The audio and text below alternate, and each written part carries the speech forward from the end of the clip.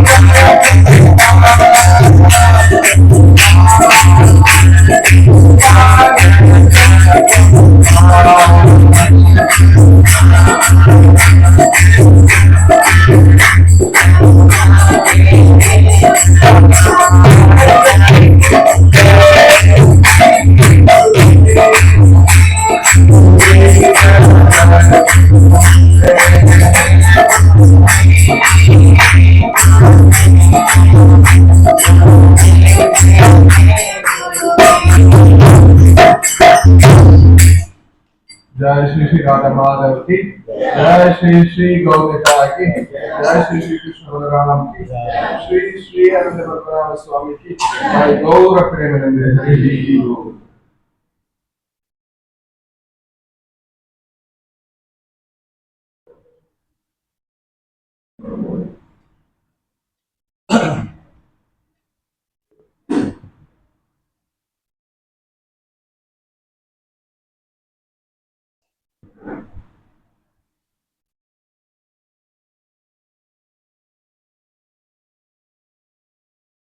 हरे कृष्णा।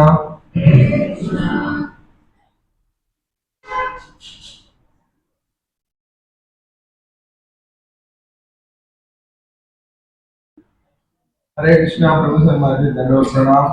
കുറെ നാളേക്ക് ശേഷം ഈ ഒരു സത്സംഗത്തിലേക്ക് പ്രവചനം ചെയ്യാനായിട്ട് ഒരു അവസരം ഞങ്ങളുടെ പത്രമാരുടെ കാര്യങ്ങൾ ലഭിച്ചു. എല്ലാവർക്കും നന്ദി.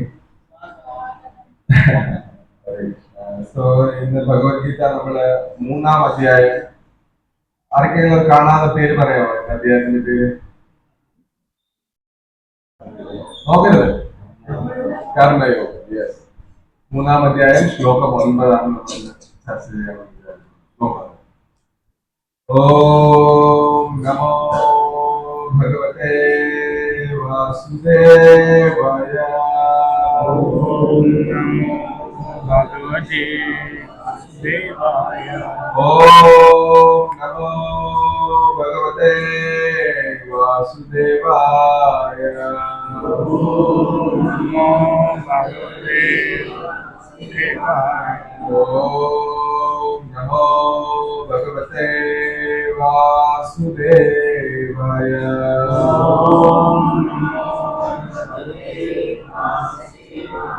നാരായണം നമസ്കൃത്യ നരം ചൈവ നരോത്തമം ദേവീം സരസ്വതീം വ്യാസം തതോ ജയമുദീരയേത്. നഷ്ടപ്രായേഷു ഭദ്രേഷു നിത്യം ഭാഗവത സേവയാം ഭഗവതീ ഭക്തേ ഭവതി നൈഷ്ഠികി. മൂകം കരോതി വാചാലം പങ്കും ലംഘയതേ ഗിരിം യത്കൃപാതമഹം വന്ദേ ശ്രീഗുരും ദീനതാരിണം ശ്രീചൈതന്യമീശ്വരം പരമാനന്ദമാധവം.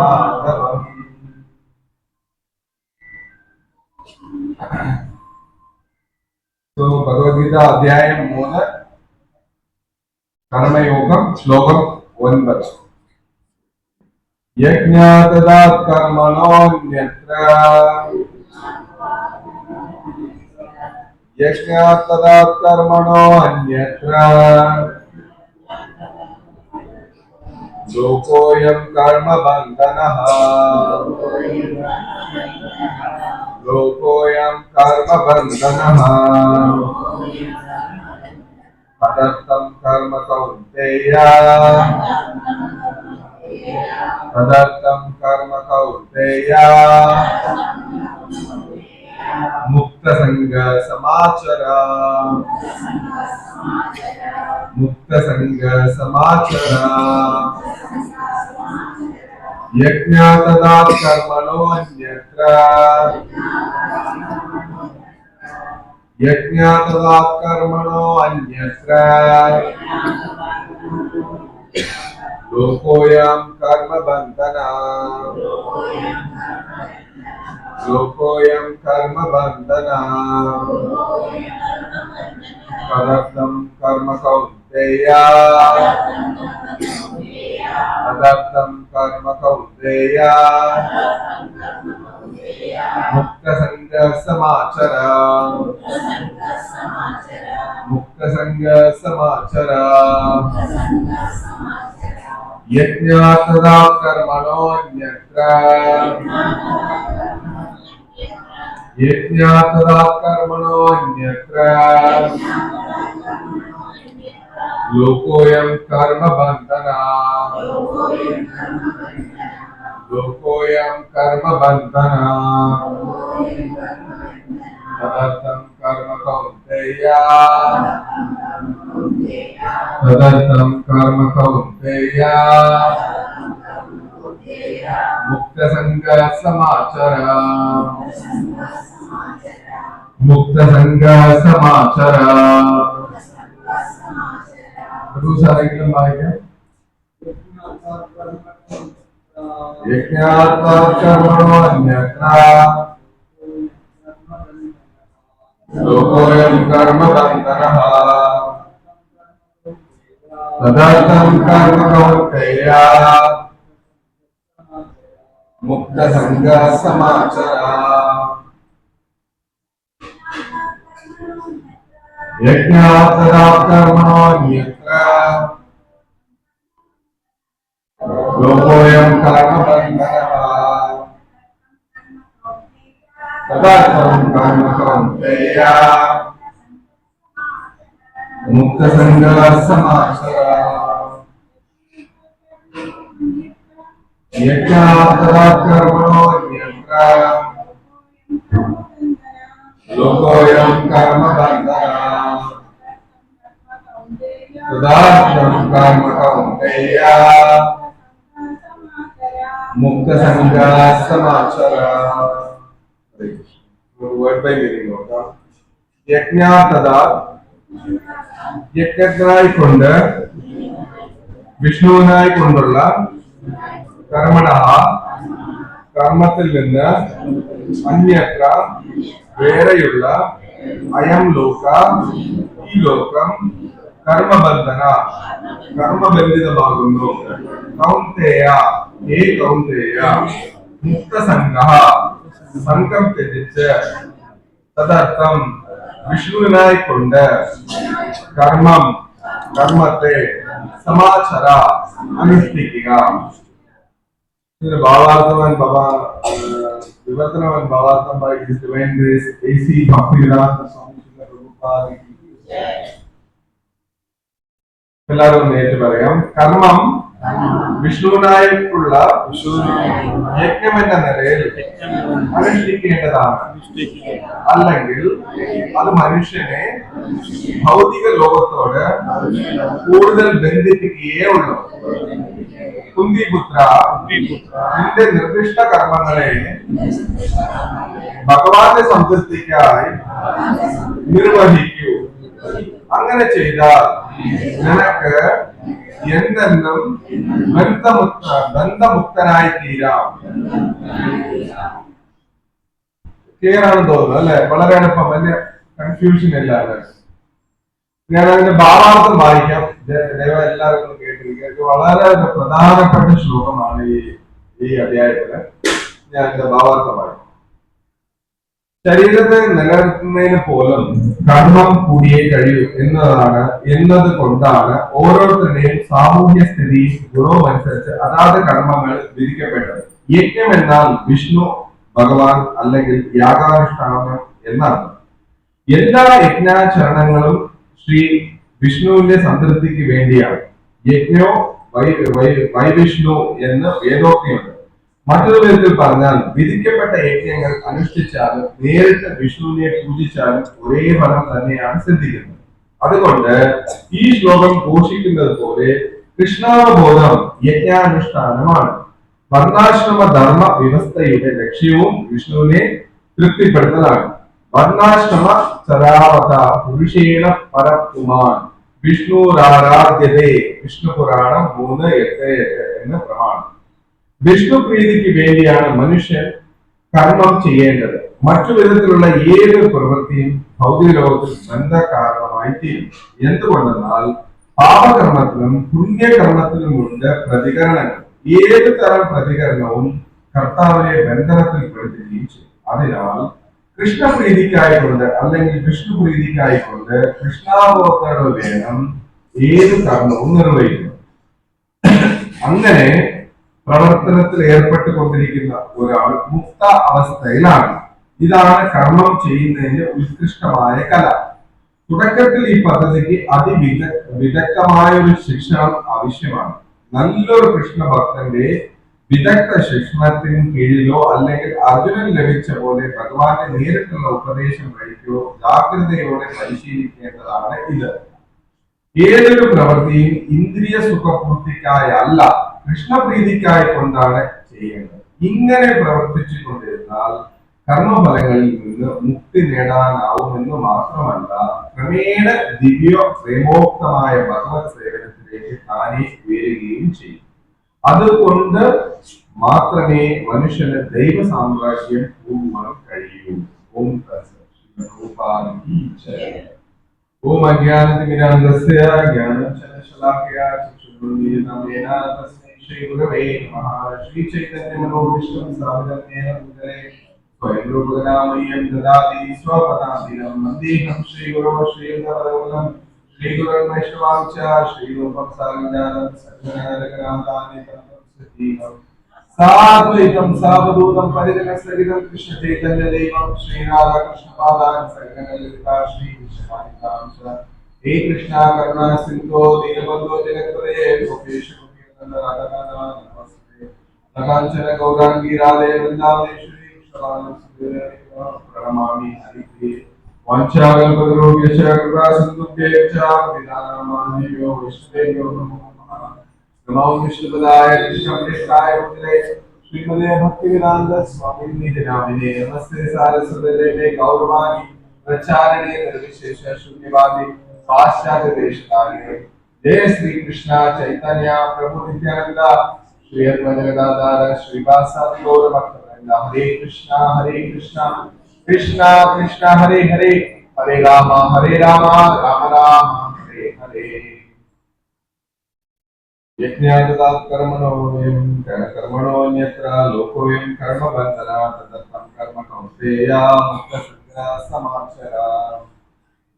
ഹരേ കൃഷ്ണ പ്രഭു സന്മാജീസ്. ഇന്ന് നമ്മളുടെ ഗൗരപൂർണിമ കഴിഞ്ഞിട്ടുള്ള ഫസ്റ്റ് സൺഡേ അല്ലെ? എത്ര പേര് ഗൗരപൂർണിമയിൽ എല്ലാവരും പങ്കെടുത്തു? എങ്ങനെ ഉണ്ടായിരുന്നു ആ ഒരു ദിവസത്തെ ഒരു സവിശേഷത? വളരെ ഊർജമായിരുന്നു അല്ലെ? ഫാസ്റ്റിംഗ് ആണെങ്കിലും ഊർജത്തിന് ശരീരത്തിന് കുറവാണെങ്കിലും മനസ്സിന് ഭയങ്കര ഒരു സന്തോഷമുള്ള ദിവസമായിരുന്നു അല്ലെ? കാരണം നമ്മളെ മഹാപ്രഭുവിന്റെ അവതാര ദിനമായിരുന്നു. എല്ലാവർക്കും മഹാപ്രഭുവിനെ കുറിച്ച് അറിയാം. മഹാപ്രഭുവിനെ കുറിച്ച് അറിയാത്ത ആരെങ്കിലും ഉണ്ടോ? ഉണ്ടെങ്കിൽ കൈ തൂക്കാം. കൈ ഉയർത്തും. എല്ലാവർക്കും മഹാപ്രഭുവിനെ കുറിച്ച് അറിയാം അല്ലെ? മഹാപ്രഭു ആരായിരുന്നു? ഭഗവാൻ കൃഷ്ണന്റെ സുവർണ അവതാരം. കലിയുഗത്തിലുള്ള രാധാകൃഷ്ണ ഭാവത്തിലുള്ള അവതാരം അല്ലെ?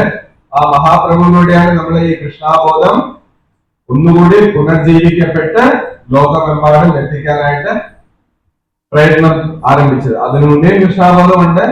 എപ്പോഴും കൃഷ്ണാബോധം ശാശ്വതം തന്നെയാണ്. പക്ഷെ മഹാപ്രഭു അതിനെ കുറച്ചുകൂടി ഊർജ്ജലസ്വമായിട്ട് എല്ലാ ദേശത്തും നഗര ഗ്രാമധാരിണി എന്ന് പറഞ്ഞ പോലെ എല്ലാ ദേശത്തോട്ടും ഇതിനെ പ്രചാരം ചെയ്യുവാനായിട്ട് പറഞ്ഞു അല്ലെ? അതിന്റെ ഭാഗമായാണ് നമ്മൾ ഈ ഗൗഡീയ വൈഷ്ണവ പരമ്പര അല്ലെങ്കിൽ ഗൗഡീയ വൈഷ്ണവ സമ്പ്രദായം വളരെ വേഗത്തിൽ അല്ലെങ്കിൽ വളരെ ശ്രദ്ധയോടെ ഈ ഒരു പ്രസ്ഥാനത്തെ അവരുടെ ലക്ഷ്യമാക്കി ഈ പറഞ്ഞ ലോകമെമ്പാടും ഇന്ന് കൃഷ്ണാബോധം പ്രചാരം ചെയ്യാൻ തുടങ്ങിയത് അല്ലെ. സോ നമ്മുടെ കൃഷ്ണാബോധത്തിന്റെ ബേസിക് അല്ലെങ്കിൽ കൃഷ്ണാബോധത്തിന്റെ സത്ത എന്ന് പറയുന്നത് എന്താണ്, എന്തായിരിക്കും? കൃഷ്ണനെ കുറിച്ച് അറിയണം. ഓക്കെ, ശരിയാണ്. കൃഷ്ണാബോധം, കൃഷ്ണനെ കുറിച്ച് അറിയണം. വേറെ നാമം പ്രചരിപ്പിക്കണം. ഓക്കെ, വൈഷ്ണവ സേവ,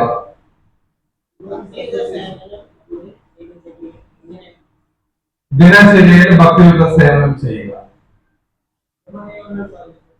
നിയമങ്ങൾ പാലിക്കുക, അസോസിയേഷൻ, ഇതെല്ലാം വളരെ വളരെ സ്റ്റാൻഡിങ് പ്രോപ്പറായിട്ട് ചെയ്യുക. ശരിയാണ്. ഇതിന്റെ എല്ലാം കുറച്ചുകൂടെ ഏറ്റവും ഇത് തന്നെയാണ്. ഇതിനെ ഒന്നുകൂടി നമ്മള് ഫിൽട്ടർ ചെയ്ത് ഇതിനെ എല്ലാം ചേർത്തിണക്കിയാൽ ഒരൊറ്റ പദത്തിനകത്ത് നമുക്ക് ഇതിനെ കൊള്ളിക്കാം. സേവനം അല്ലെങ്കിൽ സേവ. ഈ സേവയ്ക്കകത്താണ് ഈ കൃഷ്ണാബോധത്തിന്റെ കൃഷ്ണൻ ചൈതന്യപ്രഭു പറയുന്നുണ്ട് അദ്ദേഹത്തിന്റെ ശിഷ്ടാഷ്ടങ്ങൾ അല്ലെ, സേവനം നമ്മൾ ചെയ്യേണ്ടത്. അദ്ദേഹത്തിന്റെ ലൈഫ് ടൈമിൽ എന്ത് എനിക്ക് എത്ര ജന്മം കിട്ടിയാലും എനിക്ക് എപ്പോഴും അങ്ങേ സേവിക്കാൻ പറ്റണം, എപ്പോഴും അങ്ങേ സ്മരിച്ചുകൊണ്ട് സേവനം ചെയ്യാൻ പറ്റണം. അത് നേരത്തെ പറഞ്ഞ പോലെ വൈഷ്ണവ സേവ.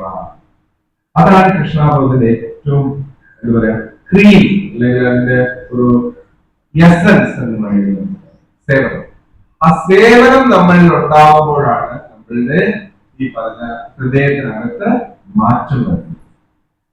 നമ്മുടെ ഹൃദയത്തിനകത്ത് ഇപ്പൊ ഒരുപാട് തരത്തിലുള്ള കളങ്കം അല്ലെങ്കിൽ കൽമിഷങ്ങൾ, ഒരുപാട് തരത്തിലുള്ള പോരായ്മകളെല്ലാം ഉണ്ട്. ഇതിലേക്ക് നമ്മളൊരു ഗ്ലാസ്സില് കുറെ പൊടിയുണ്ട്. ഇപ്പൊ ഈ ഗ്ലാസ് നോക്കിയാൽ അറിയാം കുറെ പൊടിയുണ്ട് അല്ലെ, ഈ കാണാൻ പറ്റുന്നത് കുറെ പൊടി.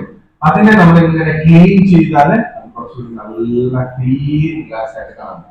അപ്പൊ അതിന്റെ ഈ ക്ലീനിങ് പ്രോസസ്സിനാണ് നമ്മൾ എങ്ങനെ പറയാ, അല്ലെങ്കിൽ ഭഗവാൻ എങ്ങനെ പറഞ്ഞിരിക്കുന്നു, സേവനം എന്ന് പറയുന്നത്. സേവനത്തിന് നമുക്ക് പല വിധത്തിൽ ചെയ്യാം. എങ്ങനെയൊക്കെ സേവ ചെയ്യാം?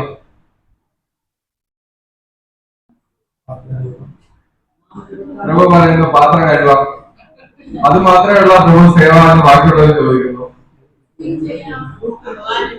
കുക്കിംഗ് ചെയ്യാം, ബുക്ക് ഡിസ്ട്രിബ്യൂഷൻ, കുറച്ചുകൂടി എളുപ്പത്തിൽ പറഞ്ഞ നാമസേവ ചെയ്യാം, രൂപസേവ ചെയ്യാം, വിതരണ സേവ ചെയ്യാം, പ്രചാര സേവ ചെയ്യാം, നമ്മളുടെ സാധന ചെയ്യുന്നത് സേവ ചെയ്യാം, സാധന ചെയ്തുകൊണ്ട് സേവ ചെയ്യാം, പ്രസാദ വിതരണം, അതാണ് വിതരണ സേവ അല്ലെങ്കിൽ പ്രചാര സേവ. ഇതിനെല്ലാം അപ്പോ ഇവിടെ ഈ ഭൗതിക ലോകത്ത് നമ്മളെല്ലാവരും അറിഞ്ഞോ അറിയാതെയോ ജനിച്ചു കഴിഞ്ഞു അല്ലെ. സാധാരണ ആൾക്കാരോട് നമ്മള് ഈ ഭൗതിക ലോകത്ത് ജനിച്ചാൽ എന്ത് വേണമെന്ന് വെച്ചാൽ അവരുടെ ലക്ഷ്യം എന്താണ്?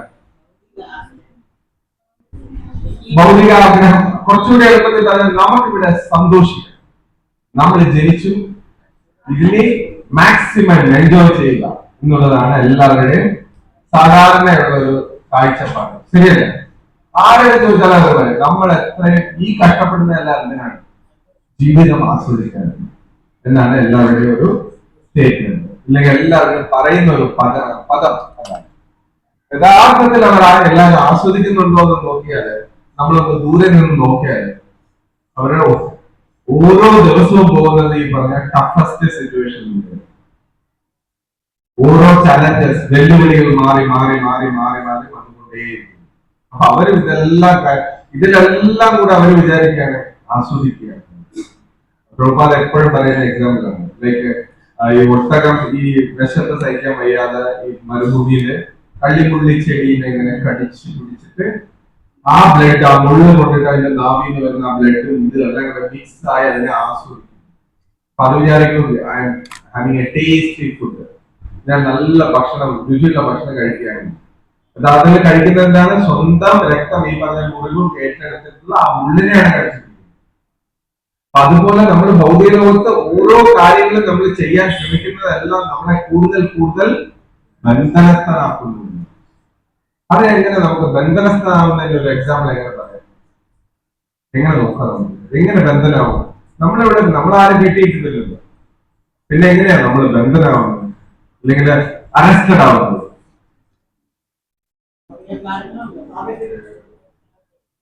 അല്ല, അതെങ്ങനെയാണ്? സാഹചര്യം ശരിയാണ്. ഞാൻ പറഞ്ഞത് നമ്മൾ ബന്ധനസ്ഥനാണ് എന്ന് പറയുന്നത് എങ്ങനെ നമുക്ക് മനസ്സിലാക്കും?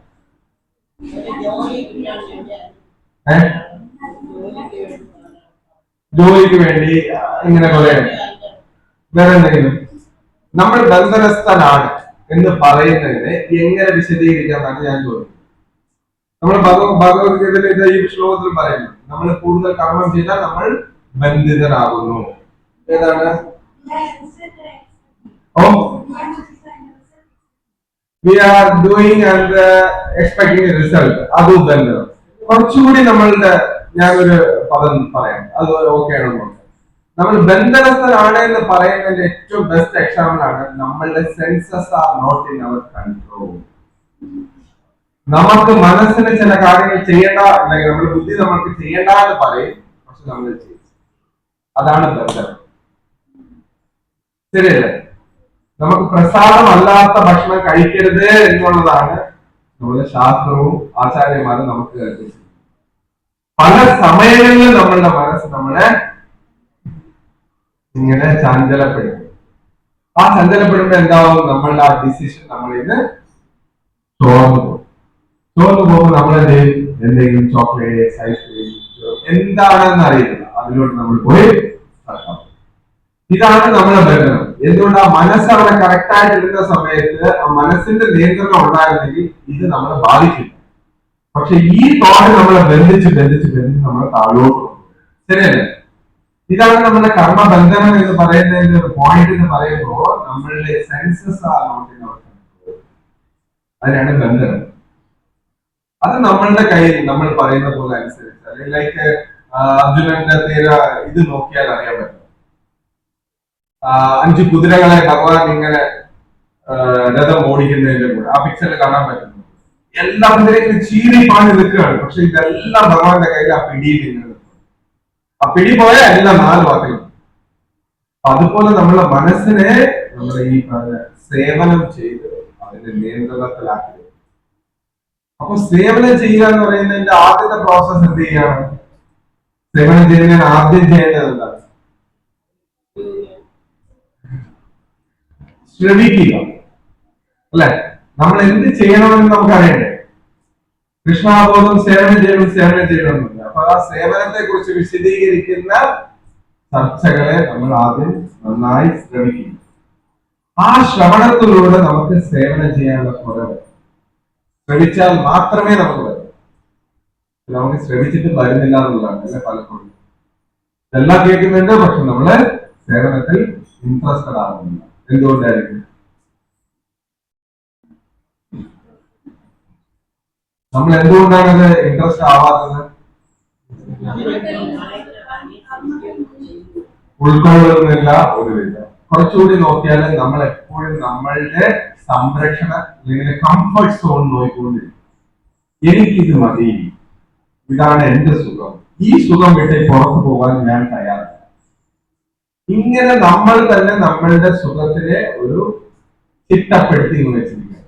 ഇത് എനിക്ക് പറ്റില്ല, ഇത് എനിക്ക് ചെയ്യാൻ പറ്റുള്ളൂ എന്ന് പറഞ്ഞ് നമ്മളുടെ സോൾ അല്ലെങ്കിൽ നമ്മളുടെ ഒരു മനോഭാവത്തെ നമ്മളൊരു ഒരു ഒരു വട്ടത്തിനകത്ത് കൂട്ടിയിരിക്കും. അതുകൊണ്ട് അതിനെ ബ്രേക്ക് ചെയ്യാൻ നമ്മൾ പലപ്പോഴും തയ്യാറാവും. അത് കാരണം നമ്മൾ എന്താവും? നമ്മളുടെ സേവനം ലിമിറ്റഡ് ആവും, ചുരുങ്ങിപ്പോകും. ഇന്നതിലേ നമുക്ക് ഫിറ്റ് ആവത്തുള്ളൂ. ചില പ്രഭുപാദർ എപ്പോഴും അദ്ദേഹത്തിന്റെ ശിഷ്യന്മാരോട് പറയുന്ന ഒരു കാര്യം ഉണ്ടായിരുന്നു. My devotees, like my disciples should be expert in all things. എല്ലാത്തിലും എന്റെ ശിഷ്യന്മാര് എല്ലാത്തിലും എന്ന് പറഞ്ഞാൽ എന്തൊക്കെയാണ്? Cooking, cleaning, washing, preaching, singing, dancing, eating, driving എന്ന് തുടങ്ങി എന്തെല്ലാം സേവനം നമ്മളെ കൃഷ്ണാബോധത്തിന് വേണ്ടി ഇതിലെല്ലാം എക്സ്പെർട്ട് ആയിരുന്നു. അപ്പൊ നമ്മള് ഇന്നതേ ചെയ്യുള്ളൂ, നമ്മള് പ്രീച്ച് ചെയ്യൂല, നമ്മൾ പാടൂല, നമ്മൾ വായിക്കൂല, ഞാൻ പാത്രമേ കഴുകൂ, ഞാൻ കുക്കിങ്ങേ ചെയ്യുള്ളൂ എന്ന് പറഞ്ഞ് നമ്മളെ ഇങ്ങനെ ലിമിറ്റ് ചെയ്തിരിക്കുന്നു.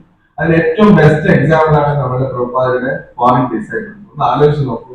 അവർക്ക് നമ്മളുടെ ഈ ഇന്ത്യൻ സംസ്കാരം ഇല്ലെങ്കിൽ ഈ കൃഷ്ണാബോധ കൾച്ചറിനെ കുറിച്ച് ഒരു ഐഡിയ ഇല്ല അല്ലെ.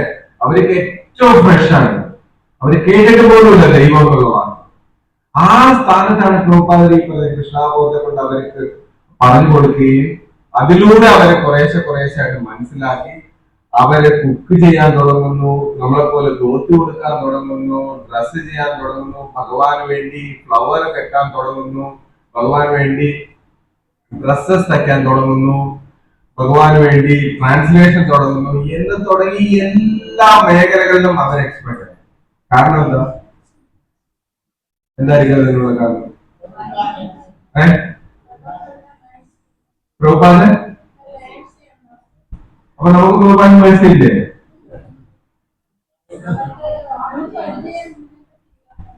മുൻപരിചയമില്ലാത്തതുകൊണ്ട് അവർ എക്സ്പെർട്ട് ആയിട്ടാണോ? അനുസരിച്ചു ബേസിക്. പിന്നെ അവർക്ക് ചെയ്യണം എന്നുള്ള ത്വരയുണ്ടായിരുന്നു.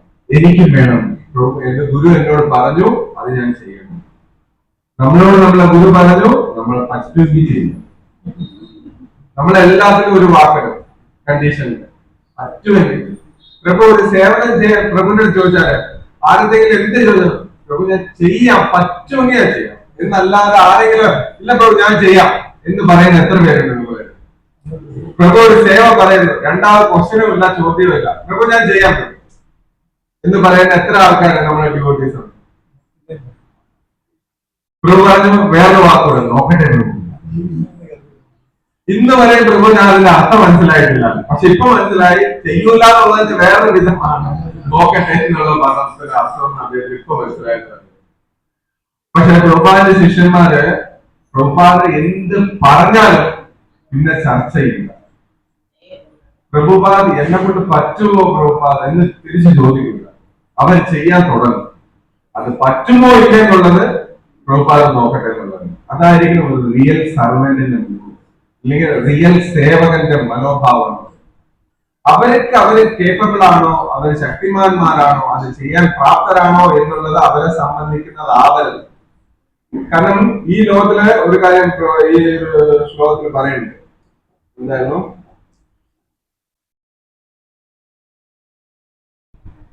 ഈ ശരീരത്തെ നിലനിർത്തുന്നതിന് മൂലം നമ്മളുടെ കർമ്മം കൂടിയേ തീരും. നമ്മൾ ഈ കർമ്മം എങ്ങനെ ചെയ്യണം എന്നുള്ളതിന് ഒരു സിമ്പിൾ എക്സാമ്പിൾ പറയാം. അതായത് നമ്മൾ കുടുങ്ങാതിരിക്കാൻ, ഈ ഭൗതിക ലോകത്ത് കുടുങ്ങാതിരിക്കാനുള്ള ശ്ലോകമാണ് ഇതിൽ പറയുന്നത്. അതായത് എത്ര പേര് ബാങ്കിൽ പോയിട്ടുണ്ട്? എല്ലാവരും പോയിട്ടുണ്ട് അല്ലെ? എല്ലാവരും പോയിട്ടുണ്ട്. എത്ര പേര് ക്യാഷിയറെ കണ്ടിട്ടുണ്ട്? എല്ലാവരും കണ്ടിട്ടുണ്ട്. ഒരു ദിവസം ആ ക്യാഷിയർ, ബാങ്കിലെ ക്യാഷിയർ എത്ര ലക്ഷം രൂപയായിരിക്കും അദ്ദേഹത്തിന്റെ കൈകളിലൂടെ ഓടിപ്പോകുന്നത്? മിനിമം ലക്ഷക്കണക്കിന് രൂപ ഒരു ദിവസം അദ്ദേഹം ഇങ്ങനെ എടുക്കുന്നു, വാങ്ങിക്കുന്നു, കൊടുക്കുന്നു, വീണ്ടും വാങ്ങിക്കുന്നു, ഇപ്പുറത്ത് കൊടുക്കുന്നു. ഇങ്ങനെ ലക്ഷങ്ങൾ അദ്ദേഹത്തിന്റെ കയ്യിൽ വരുന്നു. കുറെ ഡെപ്പോസിറ്റ് വരും, കുറെ എന്താ പറയാ വിഡ്രോവൽസ് വരും. ഇതെല്ലാം വന്നുകൊണ്ട് ലാസ്റ്റ് നോക്കുമ്പോ ഒരു ദിവസം ഈ പറഞ്ഞ ട്രാൻസാക്ഷൻ ടൈം കഴിയുമ്പോൾ ചിലപ്പോ 10 ലക്ഷം കാണാം, ചിലപ്പോ 50 ലക്ഷം അദ്ദേഹത്തിന് കാണാം. അദ്ദേഹം വിചാരിക്കുകയാണ്, ഓ ഇന്ന് ഏറ്റവും കൂടുതൽ മണിയുണ്ട്, ശരി ഇന്ന് ഞാൻ ഇതുമായിട്ട് ഇറങ്ങുക, ഇതാണ് എന്റെ ഇന്നത്തെ കളക്ഷൻ എന്ന് പറഞ്ഞ് ആ പറഞ്ഞ ബാങ്കിലെ ക്യാഷിയർ ആ എമൗണ്ട് എടുത്തിട്ട് പോവുകയാണെങ്കിൽ എന്തായിരിക്കും അദ്ദേഹത്തിന് ഉണ്ടാവുന്ന ഒരു ഭവിഷ്യത്ത്? പോലീസ് വരും അല്ലെ? അപ്പൊ ഇതുപോലെയാണ് നമ്മളുടെ ലൈഫ് എന്നാണ് പറയുന്നത്. നമ്മൾ ഈ ഭൗതിക ലോകത്ത് വന്നു കുറെ പീരീഡ് ഓഫ് ടൈം, കുറച്ച് നാളത്തേക്ക് നമ്മൾ കാണത്തുള്ളൂ. അത് എത്ര വർഷം എന്നുള്ളത് നമ്മളെ കയ്യിലില്ല. ചിലപ്പോ കൂടുതൽ അപ് ടു 100, ചിലപ്പോ up to 10, up to 20, up to 30, up to 40, എത്ര വേണമാണ്. ഈ വരുന്ന നേരത്തെ ഈ കാണുന്ന ഫെസിലിറ്റീസ് എല്ലാം നമ്മൾ വിചാരിക്കുന്നത് ഇതെല്ലാം എന്റേതാണ്, ഇത് എനിക്ക് വേണ്ടിയാണ്. അങ്ങനെ അതിനെ എടുത്ത് നമ്മൾ സ്വന്തമാക്കാൻ ശ്രമിക്കുമ്പോഴാണ് ഈ ഭൗതിക ലോസ്, കർമ്മ നിയമബന്ധനങ്ങൾ നമ്മളെ ബ്ലോക്ക് ചെയ്യും. അദ്ദേഹം പക്ഷെ ഈ ബാങ്കിങ് ടൈം കഴിയുമ്പോൾ ഇതൊന്നും എന്റേതല്ല, ഇത് ബാങ്കിന്റെ കഴിഞ്ഞു പോകുമ്പോൾ അദ്ദേഹം എത്ര ഫ്രീ ആയിരിക്കും. No tension. കാരണം 50 ലക്ഷം വന്നു, കണക്ക് വന്നു, കൊടുത്തു, കഴിഞ്ഞു. ഇതെന്റെ ജോലിയല്ല, ഇതെന്റതുമല്ല. He's totally free. ശരിയല്ലേ? അതുപോലെ നമ്മളും ഈ ലോകത്തിൽ ചെയ്യേണ്ട കർമ്മം ഇതെല്ലാം ഭഗവാൻ നമുക്ക് നൽകപ്പെട്ടിരിക്കുന്ന സൗകര്യങ്ങളാണ്. ഇതിനെ നമ്മളുടെ ആവശ്യത്തിന് മാത്രമേ ഉപയോഗിക്കൂ. നമ്മളെപ്പോഴും നമുക്ക് നാളേക്ക് വേണ്ടി കരുതാൻ വേണ്ടിയിട്ട് ഇങ്ങനെ ടേക്കിംഗ് മോർ അത് ക്രൈമാണ്. നമുക്ക് വേണ്ടിയിട്ടുള്ള ഓട്ടോമാറ്റിക്കലി കൃഷ്ണ കൃഷ്ണൻ തരും. അതിനകത്ത് ഒരു സംശയം. പ്രഭുപാദ് അതിനും എക്സാമ്പിൾ എപ്പോഴും പറയുന്നതാണ് പട്ടി ഏതെങ്കിലും പള്ളിയിലോ അമ്പലത്തിലോ പോയിരുന്ന് പ്രാർത്ഥിച്ചിട്ടുണ്ടാവും, എനിക്ക് ഇന്നത്തേക്കുള്ള ഭക്ഷണം തരണേ, നാളത്തേക്കുള്ള ഭക്ഷണം തരണേ. പക്ഷെ നമ്മൾ കാണുന്നുണ്ട് ചില പട്ടികളൊക്കെ ജനിച്ച മുതലേ കാണും, ഇത് വളർന്ന് ഏതാണ്ട് അതിന്റെ നല്ല പ്രായം വരെ ഇവിടെ തന്നെ ഉണ്ടാവും, അല്ലേ? പക്ഷെ അതിനുള്ള ഫുഡ് നടക്കുന്നുണ്ട്, അതിനുള്ള ഷെൽട്ടർ നടക്കുന്നുണ്ട്, അതിനുള്ള ഉറക്കം കിട്ടുന്നുണ്ട്, അതിനുള്ള ഇണയെ തേടുന്നുണ്ട്. ഇതെല്ലാം ഓട്ടോമാറ്റിക്കലി നടക്കുന്നുണ്ട്, അല്ലെ? നമ്മളെ കണ്ണുകളിലേ നമുക്ക് കാണാൻ പറ്റുന്നതാണ്. പക്ഷെ നമ്മളുടെ കാര്യം വരുമ്പോൾ മാത്രമാണ് നമുക്കൊരു ഉറപ്പില്ല, ഒരു വിശ്വാസക്കുറവ്. ഭഗവാൻ ഇതെല്ലാം ചെയ്തു തരുന്നു. ഭഗവാൻ ഒരു കാരണവശാലും ഒരാളുടെ സേവനവും അദ്ദേഹം വിസ്മരിക്കുകയില്ല. നമ്മൾ മറന്നുപോയാൽ, ശരിയല്ലേ? നമ്മൾ മറന്നുപോയാൽ കൃഷ്ണ നെവർ ഫർഗെറ്റ് എനിബഡീസ്. അത്രമാത്രം കമ്മിറ്റഡ് ആണ് ഭഗവാൻ കൊടുത്ത വാക്ക്, ഭഗവാൻ കൊടുത്ത പ്രതിജ്ഞയ്ക്ക് അദ്ദേഹം കമ്മിറ്റഡ് ആണ്. നമ്മൾ കൊടുക്കുന്ന വാക്കുകൾക്ക് നമ്മൾ പലപ്പോഴും ഷേക്കിലാണ്, ഇങ്ങനെ കിടന്ന് ചാഞ്ചാണ്. സോ പോയിന്റ് ഇവിടെ വരുന്നത് ഇതാണ്. അപ്പൊ നമ്മളുടെ കർമ്മം എങ്ങനെ ചെയ്യണം എന്നുള്ളത് തന്നെയാണ് ഈ ശ്ലോകത്തിൽ പറയുന്നത്. നേരത്തെ ബാങ്കിലെ എക്സാമ്പിൾ പറഞ്ഞ പോലെ ആ കാഷ്യർ ഒരു ദിവസം 1 ലക്ഷം അല്ലെങ്കിൽ 10 ലക്ഷം 1 കോടി രൂപ ട്രാൻസാക്ഷൻ ചെയ്താലും അത് ബാങ്കിന്റെ പൈസയാണ്, അദ്ദേഹത്തിന്റെ പൈസ അല്ല എന്ന ബോധം അദ്ദേഹത്തിനുള്ളത് പോലെ നമ്മൾ ഈ ഭൗതിക ലോകത്ത് എന്തിനു വന്നു? നമ്മളുടെ കർമ്മത്തിന്റെ ഫലമായി നമ്മൾ ഈ ഭൗതിക ലോകത്ത് വന്നു. ഇനി നമ്മൾ എന്ത് ചെയ്യണം? വീണ്ടും ഈ കർമ്മബന്ധിതനാകാതെ ഇതിൽ അതിജീവിക്കണം. ഇതിന്റെ പക്കോട്ടിലെ ഏറ്റവും ബ്യൂട്ടിഫുൾ ലൈൻ, ലാസ്റ്റ് ലൈനിൽ പറയുന്നത്, ഇങ്ങനെ പ്രവർത്തിച്ചു കൊണ്ടിരുന്നാൽ കർമ്മഫലങ്ങളിൽ നിന്ന് മുക്തി നേടാമെന്ന് മാത്രമല്ല, ക്രമേണ ദിവ്യ പ്രേമാത്മകമായ ഭഗവത് സേവനത്തിലേക്ക് താനേ ഉയരുകയും ചെയ്യും. അതുകൊണ്ട് മാത്രമേ മനുഷ്യന് ദൈവ സാമ്രാജ്യം കൂട്ടാൻ കഴിയൂ. എന്ത് ബ്യൂട്ടിഫുള്ളായിട്ടുള്ള പ്രഭുപാദാലയങ്ങൾ. ഈ സേവനം, നമ്മുടെ ഈ സർവീസ് മൂഡ്, അതായത് ഞാനെന്ന ബോധം ഇല്ലാതെ നമ്മൾ ഓരോ ദിവസവും നമ്മളുടെ കർമ്മം നിർവഹിക്കുകയാണെങ്കിൽ ക്രമേണ നമ്മൾ ഉയർന്ന എവിടെയാവും? ദിവ്യ പ്രേമത്തിലേക്ക് ഉയരുന്നത്. എല്ലാരും പറയുന്ന ലവിംഗ് ട്രാൻസെൻഡന്റൽ സർവീസ് എന്ന് പറയുന്ന ഭക്തിയുഗ സേവനത്തിലെ ഏറ്റവും ഉത്തമമായ ലക്ഷ്യത്തിലേക്ക് നമുക്ക് ഉയരാൻ സാധിക്കും. എല്ലാവരുടെയും ലൈഫിൽ ഒന്ന് ആലോചിച്ച് നോക്കിയാൽ, നമ്മൾ കൃഷ്ണാബോധം തുടങ്ങിയ സമയത്തുണ്ടായിരുന്നു നമ്മളാണോ ഇന്ന്? നമ്മുടെ ജീവിതത്തിന്റെ ഒരുപാട് മാറിയില്ലേ? എല്ലാവരുടെയും ലൈഫിൽ ചേഞ്ചസ് വന്നില്ലേ? നാമം ജപിക്കാൻ തുടങ്ങി, ഭഗവാനെ ആരാധിക്കാൻ തുടങ്ങി, ഭഗവാന് നിവേദ്യം അർപ്പിക്കാൻ തുടങ്ങി, ഭഗവാന് വേണ്ടി സേവനം ചെയ്യാൻ തുടങ്ങി. നമ്മുടെ ജീവിതത്തിൽ ഒരുപാട് മാറ്റങ്ങൾ വന്നില്ലേ? വന്നോ ഇല്ലയോ? അതിലും കുറവാണല്ലോ ആൾക്കാർ. വളരെ ചുരുക്കം ഫ്യൂ മെമ്പേഴ്സേ വരുന്നുള്ളൂ. ഉണ്ടോ ഇല്ലയോ? ഉണ്ട്. അപ്പൊ ഇത്രയും മാറുമെങ്കിൽ ഇനിയും മാറില്ല. നമ്മൾ ഇനിയും സ്ട്രോങ് ആയിട്ട് ഭഗവാന് വേണ്ടി സേവനം നമ്മൾ ചെയ്യുകയാണെങ്കിൽ ഭഗവാൻ നമ്മളെ കൂടുതൽ ഉയർത്തിക്കൊണ്ട് പോകില്ലേ? എത്ര എത്ര എത്ര എക്സാമ്പിൾസ് ആണ് ഭഗവാൻ നമുക്ക് വേണ്ടി കാണിച്ചു തന്നിരിക്കുന്നത്. ഓരോ ഭക്തന് വേണ്ടി ഞാനുണ്ട്. പ്രഹ്ലാദിന് വേണ്ടി, ധ്രുവന് വേണ്ടി, പരീക്ഷത്തിന് വേണ്ടി. ഇങ്ങനെ നമ്മളുടെ മുന്നിൽ എത്ര എത്ര എത്ര ഉദാഹരണമായ ഭക്തന്മാരെ കാണിച്ചിരിക്കുന്നു. ആരെല്ലാം എനിക്ക് വേണ്ടി നിൽക്കുന്നുണ്ടോ അവരെല്ലാം ഞാൻ നോക്കും. യോഗക്ഷേമം മഹാഭ്യം എന്ന് പറയുന്നത് അതിന്റെ ഏറ്റവും ബെസ്റ്റ് എക്സാമ്പിൾ ആണ് നമ്മുടെ പ്രഭുപാദിനെ നമ്മൾ ആരും കണ്ടിട്ടില്ല, അല്ലെ? ബേസിക്കലി മീൻസ് പിക്ചറിൽ നേരിട്ടുള്ള ഒരു സമ്പർക്കം നമുക്കുണ്ട്. പക്ഷെ ആ പ്രഭുപാദിന് നമുക്ക് തന്ന ഗിഫ്റ്റ് എത്ര വലുതാണെന്ന് മനസ്സിലായത്. ഇന്ന് എത്ര പേർക്ക് അത് മനസ്സിലായത്? അതിന്റെ ഏറ്റവും പ്രായോഗിക ഇല്ലെങ്കിൽ ഏറ്റവും അനിവാര്യമായ സമയമാണ് ഇപ്പോൾ. നമ്മളുടെ ഇപ്പൊ കേരളം പോയിക്കൊണ്ടിരിക്കുന്ന എന്തിന്റെ അവസ്ഥയിലാണ് എല്ലാവരും പേപ്പർ കാണുമ്പോൾ മനസ്സിലാക്കാൻ പറ്റും. ലഹരിയുടെ വേട്ടയാണ്, അല്ലെ? ഒരുപാട് തരത്തിലുള്ള ക്രൈം റേറ്റ് ഇങ്ങനെ കൂടിക്കൊണ്ടിരിക്കുന്നു. ഒരുപാട് തരത്തിലുള്ള എന്താ പറയാ നമുക്ക് വേണ്ടാത്ത പല പദാർത്ഥങ്ങളും നമ്മളുടെ ഈ സൊസൈറ്റിയിൽ ഇങ്ങനെ ഇൻജക്ട് ചെയ്തുകൊണ്ടിരിക്കുകയാണ്. ആ ഒരു സിറ്റുവേഷനിൽ ഈ ഒരു ലൈഫ് ഉള്ളത് കൊണ്ട് മാത്രമാണ് പല പല ഡിവോട്ടീസിലെ പല പല സൊസൈറ്റി പല പല യൂത്ത് പീപ്പിൾസും സേവ് ആയി പോകുന്നത് അല്ലെ. അത്രമാത്രം സെക്യൂരിറ്റിയാണ് ഈ പറഞ്ഞ കൃഷ്ണാബോധം. ഈ കൃഷ്ണാബോധത്തിന്റെ രുചിയുള്ളവർക്ക് വേറെ ഒന്നിന്റെയും രുചിയുടെ ആവശ്യമില്ല. അപ്പൊ ഈ പ്രഭുപാദിനെല്ലാം നമുക്ക് മുന്നേ കണ്ട് ഈ കലിയുഗം എത്രത്തോളം ഡീഗ്രേഡഡ് ആവും, ഇല്ലെങ്കിൽ എത്രത്തോളം താഴെ പോകും എന്ന് പ്രഭുപാദിന് നന്നായിട്ട് അറിയാം. അതുകൊണ്ടാണ് ഈ പറഞ്ഞ സുരക്ഷാ കവചം, ലൈഫ് ജാക്കറ്റ് എന്നൊക്കെ പറയും, നമ്മള് ബോട്ടിൽ പോകുന്ന ലൈഫ് ജാക്കറ്റ്. അതുപോലെ കൃഷ്ണാബോധ ലൈഫ് ജാക്കറ്റ് ആണ് പ്രഭുപാദ് നമുക്ക് തന്നിരിക്കുന്നത് ഹോൾ ലൈഫ് ടൈം. ഇത് എപ്പോഴെല്ലാം നമ്മൾ വിയർ ചെയ്യുന്നുണ്ടോ ഈ ജാക്കറ്റ്, അപ്പോഴെല്ലാം നമ്മള് സേവ് ആയിരിക്കും. അപ്പൊ നമ്മളുടെ ഒരേ ഒരു ജോലി ഈ ജാക്കറ്റിനെ വിയർ ചെയ്യുക. നമ്മൾ വിയർ ചെയ്യുന്നുണ്ടോ ഇല്ലയോ എന്ന് എങ്ങനെ അറിയും? പറഞ്ഞാ പോലല്ലോ, പ്രഭു പറഞ്ഞു വിയർ ചെയ്യൂ. നമ്മൾ എങ്ങനെ ഈ ജാക്കറ്റ് നമ്മുടെ കയ്യിലുണ്ടെന്ന് അറിയും? എങ്ങനെയാണ് പ്രഭു പറഞ്ഞു ഇട്ട് നോക്കും അറിയാം. കറക്റ്റാണ്. എങ്ങനെ ഇട്ട് നോക്കും?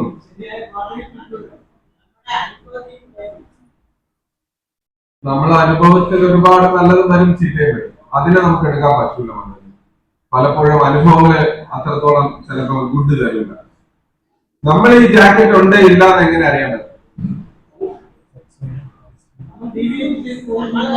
നേരത്തെ പറഞ്ഞ പോയിന്റ് തന്നെ വരുന്നു, നമ്മളുടെ സർവീസ് ചെയ്യാനുള്ള ത്വര അതുപോലെ. ഈ ജാക്കറ്റ് നമ്മളെ കയ്യിൽ നിന്ന് ഇല്ല ഇത് സർവീസ് ചെയ്യാനുള്ള മൂടില്ല. നമ്മൾ കുറച്ച് കുറച്ചായിട്ട് വഴി മാറി തുടങ്ങിയതാണ്. എപ്പോഴാണോ സർവീസിലെ ടേസ്റ്റ് ഇല്ലയോ അപ്പൊ വിചാരിച്ചോളൂ നമ്മൾ എന്തോ ഒരു അപാകത ചെയ്തു. അതുകൊണ്ടാണ് നമുക്ക് സർവീസിൽ രുചി പോകുന്നത്. അതിനെ എത്രയും പെട്ടെന്ന് കണ്ടറിഞ്ഞ് തിരിച്ച് നമ്മൾ ഈ സർവീസിലേക്ക് വരേണ്ടതുണ്ട്. വളരെ ഇമ്പോർട്ടന്റ് ആണ്. അപ്പൊ നമ്മളെ ലൈഫ് ജാക്കറ്റ് നേരത്തെ പറഞ്ഞത് എന്താണ്?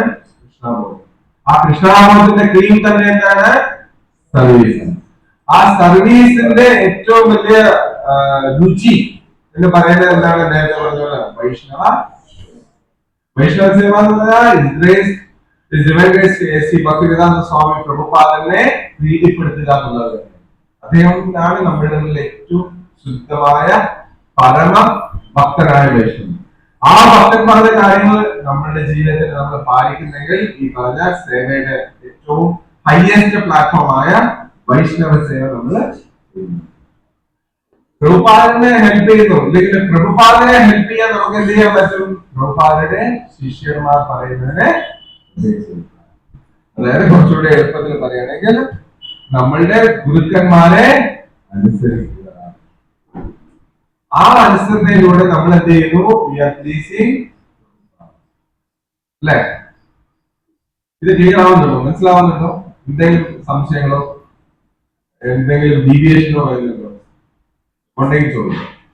അപ്പോൾ നമ്മൾ നേരത്തെ പറഞ്ഞ പോലെ കൃഷ്ണാബോധം നമ്മളുടെ കർമ്മത്തിൽ നിന്ന് പുറത്ത് കിടക്കുക. ഇപ്പൊ നേരത്തെ പറഞ്ഞു ഈ കർമ്മബന്ധനത്തിൽ നിന്ന് പുറത്ത് കിടക്കുന്നതിന്റെ കഥയാണ് ഞാൻ നേരത്തെ പറഞ്ഞത്, ബാങ്കിലെ കാഷ്യറിന്റെ സ്റ്റോറി. അപ്പൊ നമ്മളുടെ ഓരോ ദിവസത്തെയും ജോലിയിൽ ഇതിനെ എങ്ങനെ പ്രാക്ടിക്കലാണ്? അതാണ് അടുത്ത ക്വസ്റ്റ്യൻ. ഇതിനെ എങ്ങനെ നമ്മളുടെ പ്രായോഗിക തലത്തിൽ കൊണ്ടുവരും? നമ്മളിപ്പോ കാഷ്യർ അല്ലല്ലോ പ്രഭു, അതുകൊണ്ട് കുഴപ്പമില്ല. നിങ്ങൾ ചോദിക്കാം ഞാൻ കാഷ്യർ അല്ലല്ലോ പ്രഭു, കാഷ്യറിന് പൈസ വെച്ചിട്ട് പോകാം. പക്ഷെ നമ്മൾ കാഷ്യർ അല്ലാത്തതുകൊണ്ട് ഈ ഒരു എക്സാമ്പിൾ നമുക്ക് എങ്ങനെ ഉപയോഗപ്പെടുത്താം? നമ്മളുടെ ഒരു കർമ്മവും നമ്മളെ ബന്ധിക്കാത്ത വിധത്തിൽ നമുക്ക് എങ്ങനെ എസ്കേപ്പ് ചെയ്യാം? അതാണ് ചോദ്യം. അതിന് നമ്മൾ എന്ത് ചെയ്യണം? നമ്മളുടെ എല്ലാ കർമ്മങ്ങളെയും നമ്മൾ എന്ത് ചെയ്യണം? യജ്ഞാത കർമ്മണോ വിഷ്ണു, ഭഗവാൻ കൃഷ്ണനായിട്ട് സമർപ്പിച്ച് ചെയ്യണം. അതാണ് ഗോപികമാർ അവരുടെ ജീവിതത്തിൽ കാണിച്ചു തന്ന ഏറ്റവും വലിയൊരു മെസ്സേജ്. അവരുടെ ഓരോ കർമ്മത്തിലും അവരെന്ത് ചെയ്തിരുന്നു? കൃഷ്ണൻ മാത്രം. അവരെന്ത് പറയാ, പാല് കറക്കാൻ നേരത്തായാലും കൃഷ്ണനാമസ്മരണ, അവർ കുക്ക് ചെയ്യുന്ന നേരത്തും കൃഷ്ണനാമസ്മരണ, അവരെ ഏത് തരം സേവ ചെയ്താലും അവരുടെ ഓട്ടത്തിലും കൃഷ്ണ മാത്രമേ. അതുപോലെ നമ്മളുടെ ഓരോ മൊമെന്റ്സിനെയും നമ്മൾ കൃഷ്ണനുമായിട്ട് കണക്ട് ചെയ്യുന്നു. പറ്റുമോ? പ്രാക്ടിക്കലി പറ്റുമോ?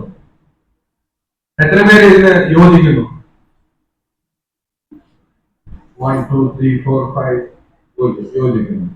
തീർച്ചയായിട്ടും സാധിക്കും. അതാണ് നമ്മളുടെ ഓരോ ആചാര്യന്മാര്. അംബരീഷ മഹാരാജന്റെ ജീവിതം നമ്മൾ ആ ഒരു ചരിത്രം നോക്കിയാൽ അറിയാം. സവൈമന കൃഷ്ണ പതാരവിന്ദയോ വൈകുണ്ഠ ഗുണാർന്നു വർണ്ണന ശ്ലോകം. ആ ശ്ലോകത്തിലൂടെ അദ്ദേഹത്തിന്റെ മോർണിംഗ് ടു നൈറ്റ് വരെയുള്ള കാര്യങ്ങൾ അദ്ദേഹം ഓരോ നിമിഷവും എവിടെ പോകണം, എന്ത് ചെയ്യണം, എങ്ങനെ പോകണം, എന്ത് കഴിക്കണം, ആരെ മീറ്റ് ചെയ്യണം. അപ്പൊ നമ്മുടെ ലൈഫിനെ കുറച്ചുകൂടി റെഗുലേറ്റ് ചെയ്യണം.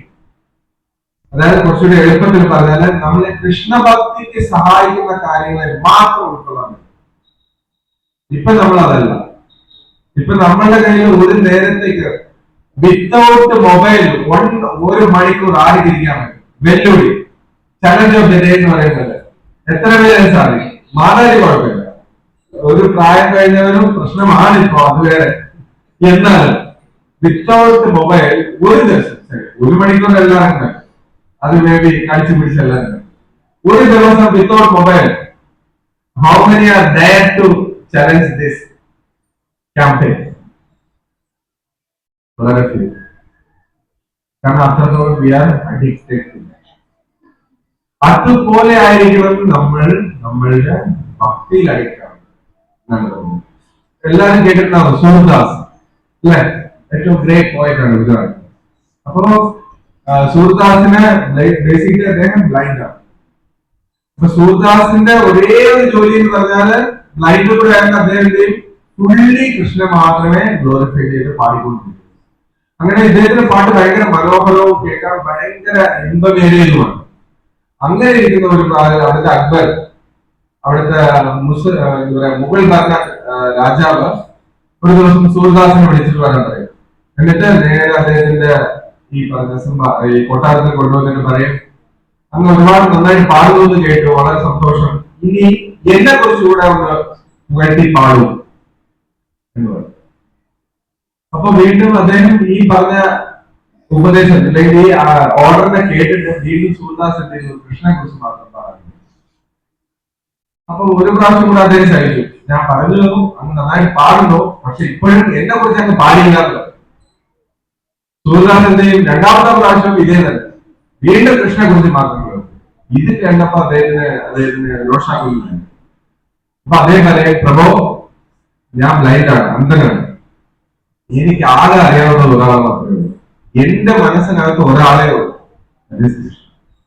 ആ അദ്ദേഹത്തെ അല്ലാതെ എനിക്ക് വേറെ ആരെ കുറിച്ചും പ്രകീർത്തിക്കാനോ സ്തുതിക്കാനോ ഒന്നും അറിയത്തില്ല, ദയവായി എന്നോട് ക്ഷമിച്ചാലും എന്ന് പറഞ്ഞുകൊണ്ട് അദ്ദേഹം കീർത്തനം. ഈ കീർത്തനം പറയുന്നത് ആരോടാണ്? ഈ പറഞ്ഞ കമന്റ് പറയുന്ന ആരോടാണ്? ആ നാട്ടിലെ രാജാവിനോട്. രാജൻ എന്താ, അല്ലെങ്കിൽ രാജാവിന്റെ വാക്കിനെ നിന്ദിച്ചാൽ എന്താവും? മരണം ഉറപ്പാണ്, കാരാഗ്രഹം ഉറപ്പാണ്. ലൈക്ക് ഇന്നത്തെ പ്രൈം മിനിസ്റ്റർ മോഡി അദ്ദേഹത്തെ നമ്മൾ പോയി പറയാണ്, സാർ എനിക്ക് ഇതേ പറ്റുള്ളൂ എന്ന് പറഞ്ഞാൽ എന്തായിരിക്കും അവസ്ഥ നമ്മൾ നോക്കുന്നത്? അതിനും പവർഫുൾ ആണ്. അപ്പൊ ഈ പറഞ്ഞ സ്റ്റേറ്റ്മെന്റ് പറഞ്ഞ ശേഷം സൂർദാസിനെ അവർ അറസ്റ്റ് ചെയ്തു, അദ്ദേഹത്തിനെ കൊല്ലുകയും ചെയ്തു. അദ്ദേഹത്തിന് ആ കറേജ് ഉണ്ടല്ലോ, കൃഷ്ണനോടുള്ള കറേജ്, അദ്ദേഹത്തിന് കൃഷ്ണനോടുള്ള ധൈര്യം, കൃഷ്ണനെ കുറിച്ച് പറയാൻ എവിടെയും എന്തിലും കൃഷ്ണനെ കാണാനുള്ള ഒരു എന്താ പറയാ വിഷൻ, അതാണ് അദ്ദേഹത്തിന് കൊടുത്തത്. മരണം എന്നെങ്ങനെ, ഞാൻ ഓൾറെഡി കൃഷ്ണനെ കാണുന്നുണ്ടല്ലോ, എനിക്ക് ശരീരം മാറട്ടെ, എന്റെ സേവനം മാറുന്നില്ല. അതാണ് റിയൽ കോൺഷ്യസ്. നമ്മളെല്ലാവരും വിചാരിക്കുന്നു നമ്മളുടെ ഈ ബോഡി റിലേറ്റഡ് ആണ് എല്ലാ തിങ്സും, ഇത് പോയ എല്ലാം പോയി, ഒരിക്കലും ഇല്ല. ഇതെല്ലാം കൃഷ്ണഭക്തിക്ക് ഈ പറഞ്ഞ മെറ്റീരിയൽ ഫെസിലിറ്റീസ് അല്ല കൃഷ്ണഭക്തി നിയന്ത്രിക്കുന്നത്, അത് സ്പിരിച്വൽ ആണ്. ഈ കൃഷ്ണഭക്തി എന്ന് പറയുന്നത് ഇന്റേണൽ പൊട്ടൻസി എന്ന് പറയുന്നതാണ്. ബാക്കിയെല്ലാം അതിനെ റിലേറ്റ് ചെയ്തിരിക്കുന്നത്, ബാക്കി ഒന്നിനെയും ആശ്രയിച്ചല്ല കൃഷ്ണഭക്തി പോകുന്നത്. നമ്മൾ എപ്പോഴും ആലോചിക്കണം, നമുക്ക് തരുന്ന ഫെസിലിറ്റീസിനെ നമ്മൾ എങ്ങനെ ഉപയോഗിക്കുന്നു എന്നുള്ളതാണ്. നമ്മൾ പലപ്പോഴും നമുക്ക് സമയം കിട്ടും, ദ്രവ്യം കിട്ടും, ഫെസിലിറ്റീസ് ഉണ്ടാവും, പക്ഷെ അതെല്ലാം നമ്മൾ കൃഷിന് വേണ്ടി ഡെയിലി പ്രോപ്പറായിട്ട് ഉപയോഗിക്കുന്നുണ്ടോ എന്നുള്ളതാണ്. അതിനെ റീചെക്ക് ചെയ്തുകൊണ്ടിരിക്കുന്നത്. നമ്മൾ അതിനെ എത്ര എത്ര ഷാർപ്പ് ചെയ്യാന്നുള്ളതാണ്. പക്ഷെ നമ്മൾ അതിനെല്ലാം ഈ വർക്കൗട്ടിൽ പറയുന്ന വേറെ ഭാഗം സ്വന്തം ഇന്ദ്രിയ ആസ്വാദനത്തിനായി ഉപയോഗിക്കും. അവിടെയാണ് നമുക്ക് വേണ്ടത് ചേഞ്ച്. നമ്മൾ ഇതെല്ലാം കൃഷ്ണപ്രീതിക്കായി, നേരത്തെ പറഞ്ഞത് യജ്ഞം എന്ന നിലയിൽ വിഷ്ണുവിന്റെ സംതൃപ്തിക്കായി ചെയ്യാൻ പറ്റും. അപ്പൊ നമുക്ക് കർമ്മബന്ധനം ഉണ്ടാകുന്നില്ല. നമ്മൾ ഫ്രീ ഫ്രം കാർമിക് റിയാക്ഷൻ. നമുക്ക് പുണ്യം ചെയ്താലും പ്രശ്നമാണ്, പാപം ചെയ്താലും പ്രശ്നം. പുണ്യം ചെയ്താലും ബർത്തെടുക്കണം, വീണ്ടും വീണ്ടും ജനിച്ച് ആ പുണ്യത്തിന്റെ എന്താ പറയാ അതിന്റെ പിന്നെടുത്തിരിക്കണം. പാപം ചെയ്താൽ പിന്നെ പ്രത്യേകിച്ച് പറയേണ്ടതില്ല. എനിവേ നമുക്കുള്ള കുറെ സ്ഥലങ്ങളൊക്കെ എല്ലാവരും കേട്ട് കാണുമല്ലോ. അവിടെ എല്ലാം പോയി ഒരു വിസിറ്റ് ഒക്കെ നടത്തുക. എത്ര പേര് അതിനെ കുറിച്ച് കേട്ടിരിക്കുന്നു? നരകം, പാപ്പികളെല്ലാം പോകും നരകം. ആക്ച്വലി അതൊക്കെ നമ്മളുടെ ബിയോണ്ട് ലിമിറ്റ്സ് ആണ്. നമ്മൾ ഊഹിക്കുന്നതൊന്നും അല്ല, അതൊക്കെ മേലെയാണ് ഈ കാര്യങ്ങളുടെ ഡെപ്ത്. അതുകൊണ്ട് ഒരു കാരണവശാലും നമ്മൾ ആ ഒരു തോട്ടിലേക്ക് പോകണ്ട. പക്ഷെ ഈ ലൈഫിനെ നമുക്ക് എത്രത്തോളം പ്രോപ്പർലി യൂസ് ചെയ്യാൻ പറ്റും, ജുഡീഷ്യലി യൂസ് ചെയ്യാൻ പറ്റും എന്നുള്ളതാണ്. അതിന് ഏറ്റവും എളുപ്പം എന്ന് പറയുന്നത് നമ്മളുടെ സേവന മനോഭാവത്തോടു കൂടിയുള്ള നമ്മളുടെ ജീവിതം. അപ്പൊ നമ്മുടെ ആ സേവനം നമ്മൾ എത്രത്തോളം ഉത്സാഹത്തോടെ, എത്രത്തോളം ശ്രദ്ധയോടെ, എത്രത്തോളം സമർപ്പണത്തോടെ ചെയ്യുന്നു എന്നുള്ളത്. നമ്മൾ സർവീസ് ചെയ്യും, പക്ഷെ പലപ്പോഴും നമ്മുടെ മനസ്സവിടെ ഉണ്ടാവും. നമ്മൾ മനസ്സില്ലാതെ ചെയ്യുന്ന കാര്യങ്ങൾക്ക് എത്രത്തോളം ഫലം ഉണ്ടാവും നമുക്ക് തന്നെ എല്ലാവർക്കും അറിയാം, അല്ലേ? നമ്മൾ കുക്ക് ചെയ്യുമ്പോൾ നല്ല ശ്രദ്ധയോടെയും നല്ലൊരു ഇമ്പോർട്ടൻസ് കൊടുത്ത് അതിൽ വേണ്ട കാര്യം ശ്രദ്ധ ചെയ്താൽ കുക്കിംഗ് എന്താവും? നന്നായിട്ട് നല്ല ടേസ്റ്റ്.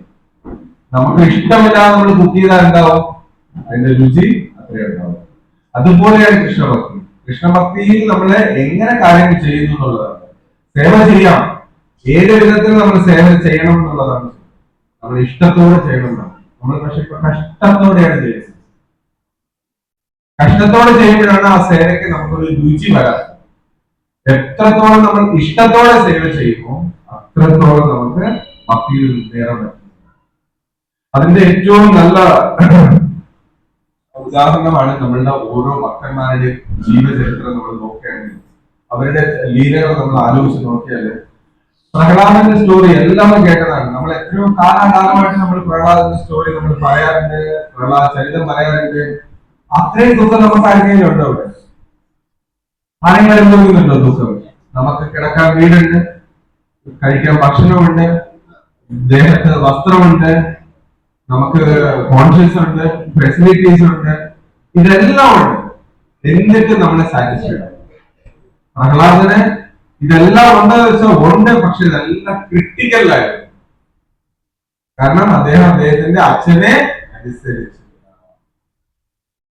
ഹിരണ്യായ നമ എന്ന് പറയാൻ പറഞ്ഞപ്പോ ഇല്ല, ഓം നമോ നാരായണായ എന്നാണ്. അതിനുള്ള ശിക്ഷയായിരുന്നു ഇതെല്ലാം. പിന്നെയുള്ള ഓരോ ദിവസവും അദ്ദേഹത്തിന് എന്ത് പറയാ, ചലഞ്ചസ് മാത്രം. ഭക്ഷണം കൊടുക്കുന്നത് എന്തായിരുന്നു? പ്യുവർലി അറിഞ്ഞുകൊണ്ട് അദ്ദേഹം ആ വിഷം ഈ പറഞ്ഞ പോലെ മതയാനെ വിട്ട് ചവിട്ടട്ട, അഗ്നിയിൽ ഹോമിക്കട്ട, പാമ്പ് കടി കൊള്ളിക്കട്ട എന്ന് പറഞ്ഞ് എന്തൊക്കെ രീതിയിൽ അദ്ദേഹത്തിനെ ഉപദ്രവിക്കാമോ ആ രീതിക്കെല്ലാം ഹിരണ്യകശിപു അദ്ദേഹത്തെ വേദനിപ്പിച്ചു. പക്ഷെ ആ ഒരൊറ്റ ഘട്ടത്തിൽ പോലും പ്രഹ്ലാദൻ ഒതുങ്ങിയില്ല. എന്തുകൊണ്ടായിരുന്നു?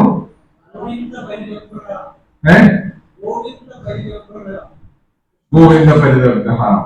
അദ്ദേഹം എപ്പോഴും ഭഗവാനെ സ്മരിച്ചുകൊണ്ടാണ് ഇരുന്നത്. കാരണം ഭഗവാനാണ് യഥാർത്ഥമായ നാഥൻ എന്നുള്ള യഥാർത്ഥ അവസ്ഥയിലായിരുന്നു അദ്ദേഹം ഉണ്ടായിരുന്നത്.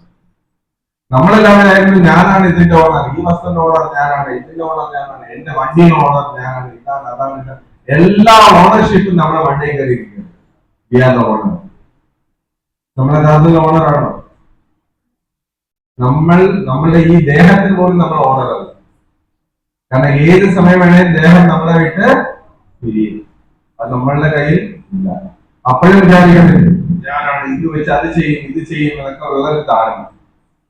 ഒരിക്കലും നമ്മളെ കൊണ്ട് അതൊന്നും പ്രോപ്പർലി ചെയ്യാൻ പറ്റില്ല. അപ്പൊ ആ യഥാർത്ഥ അവസ്ഥ നമ്മൾ മനസ്സിലാക്കണം. എന്താണ്?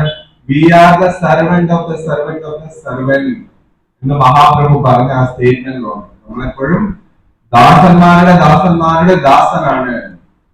ആ ദാസനാണ് യഥാർത്ഥത്തിലുള്ള ഭഗവാന്റെ റിയൽ ദാസനാണ്. ശ്രീമദ് ഭാഗവതത്തിൽ ഭഗവാൻ പറയുന്നു, എന്റെ ഭക്തന്റെ ദാസനാണ് എന്റെ യഥാർത്ഥ ഭക്തൻ. അപ്പൊ നമ്മൾ ചെയ്യേണ്ടത് നമ്മൾ യഥാർത്ഥ ഭക്തന്റെ ദാസനാകാൻ ശ്രമിച്ചാൽ നമ്മളെ ഏറ്റവും കൂടുതൽ ഇഷ്ടപ്പെടുന്നത് ആരായിരിക്കും? ഭഗവാൻ. നമ്മൾ ഭഗവാൻ ഇഷ്ടപ്പെടാൻ വേണ്ടി ഒരുപാട് കാര്യങ്ങൾ ചെയ്യാൻ ശ്രമിക്കുന്നു. പക്ഷെ ഭഗവാന് ഏറ്റവും ഇഷ്ടമുള്ള കാര്യം എന്താ? അദ്ദേഹത്തിന് ഭക്ത, എന്റെ ഭക്തനെ ആരാണോ ആരാധിക്കുന്നത് അവനാണ് എന്റെ യഥാർത്ഥ ഭക്തൻ എന്ന് ഭാഗവതം. ആ ഭക്തനാരാണ്? ശ്രീ ഭക്തിവേദാന്ത സ്വാമി ശില പ്രഭുപാദ്. അദ്ദേഹത്തിന് ഒരുപാട് ഇന്നത്തെ ശിഷ്യഗണങ്ങളും ഗുരുക്കന്മാരും ഉണ്ട്. അവരെ നമ്മൾ നമ്മളുടെ ജീവിതത്തിൽ പ്ലീസ് ചെയ്യാനായിട്ട്, അല്ലെങ്കിൽ അവരുടെ ശിക്ഷകളെ നമ്മൾ അനുസരിക്കാൻ നമ്മൾ തയ്യാറാവുകയാണെങ്കിൽ നമ്മളുടെ ജീവിതം ഏറ്റവും ഹയസ്റ്റ് ആയിട്ട്, ഏറ്റവും അപ്ലിഫ്റ്റഡ് ആയിട്ട്. ഇതിൽ ഏറ്റവും ബ്യൂട്ടി ഒരു പോയിന്റോട് പറഞ്ഞു, അതായത് ഭഗവാന്റെ യഥാർത്ഥ ഭക്തന്മാരെ നോക്കിയാൽ, ഭൗതിക തലത്തിൽ നോക്കിയാൽ ഏറ്റവും ദരിദ്രരായിരുന്നു അല്ലേ? കുറെ ഭക്തന്മാരെ നോക്കിയാൽ അവരില്ല. Like Kuchelan, like Sudhama.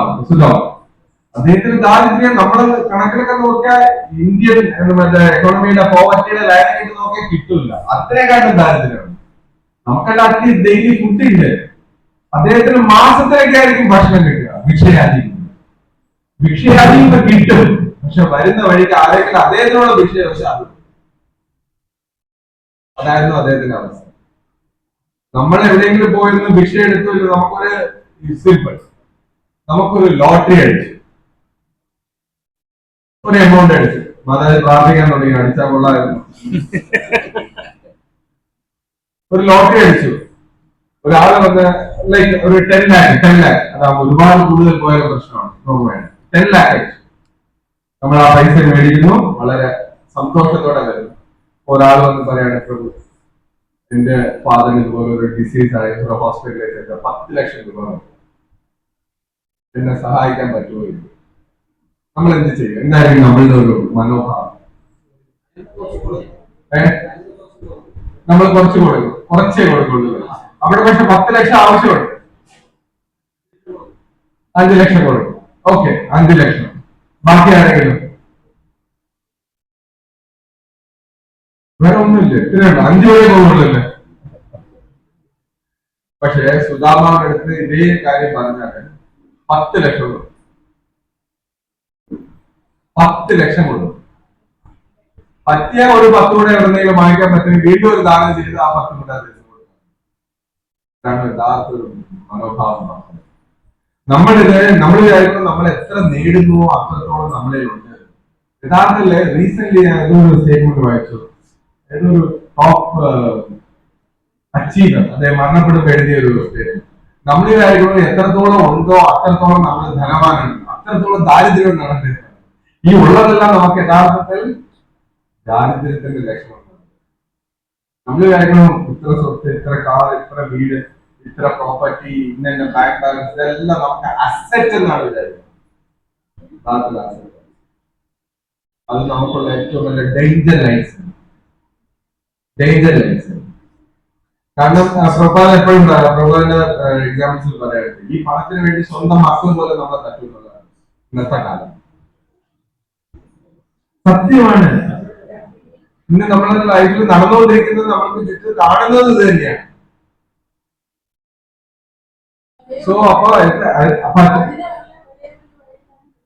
ഈ കൃഷ്ണാബോധത്തോടെ, അതായത് നമ്മളല്ല ഓണർ എന്നുള്ള ബോധം നമുക്കുണ്ടായാൽ നമുക്ക് ടെൻഷനില്ല. ഇത് എന്റെ ആളെന്ന് പറയുമ്പോൾ എന്റെ പ്രശ്നം വരുന്നതാണ്. നമ്മൾ ഇതിന്റെ ആളല്ല, യഥാർത്ഥ ഓണർ ഭഗവാനാണ്. ഞാൻ എന്റെ തന്നിരിക്കുന്നു, ഞാൻ ഉപയോഗിക്കുന്നു, കൊടുക്കുന്നു. ഇതിൽ ഓണർഷിപ്പ് ഇല്ല. ഞാനെന്ന ഭാവം വരുമ്പോഴാണ്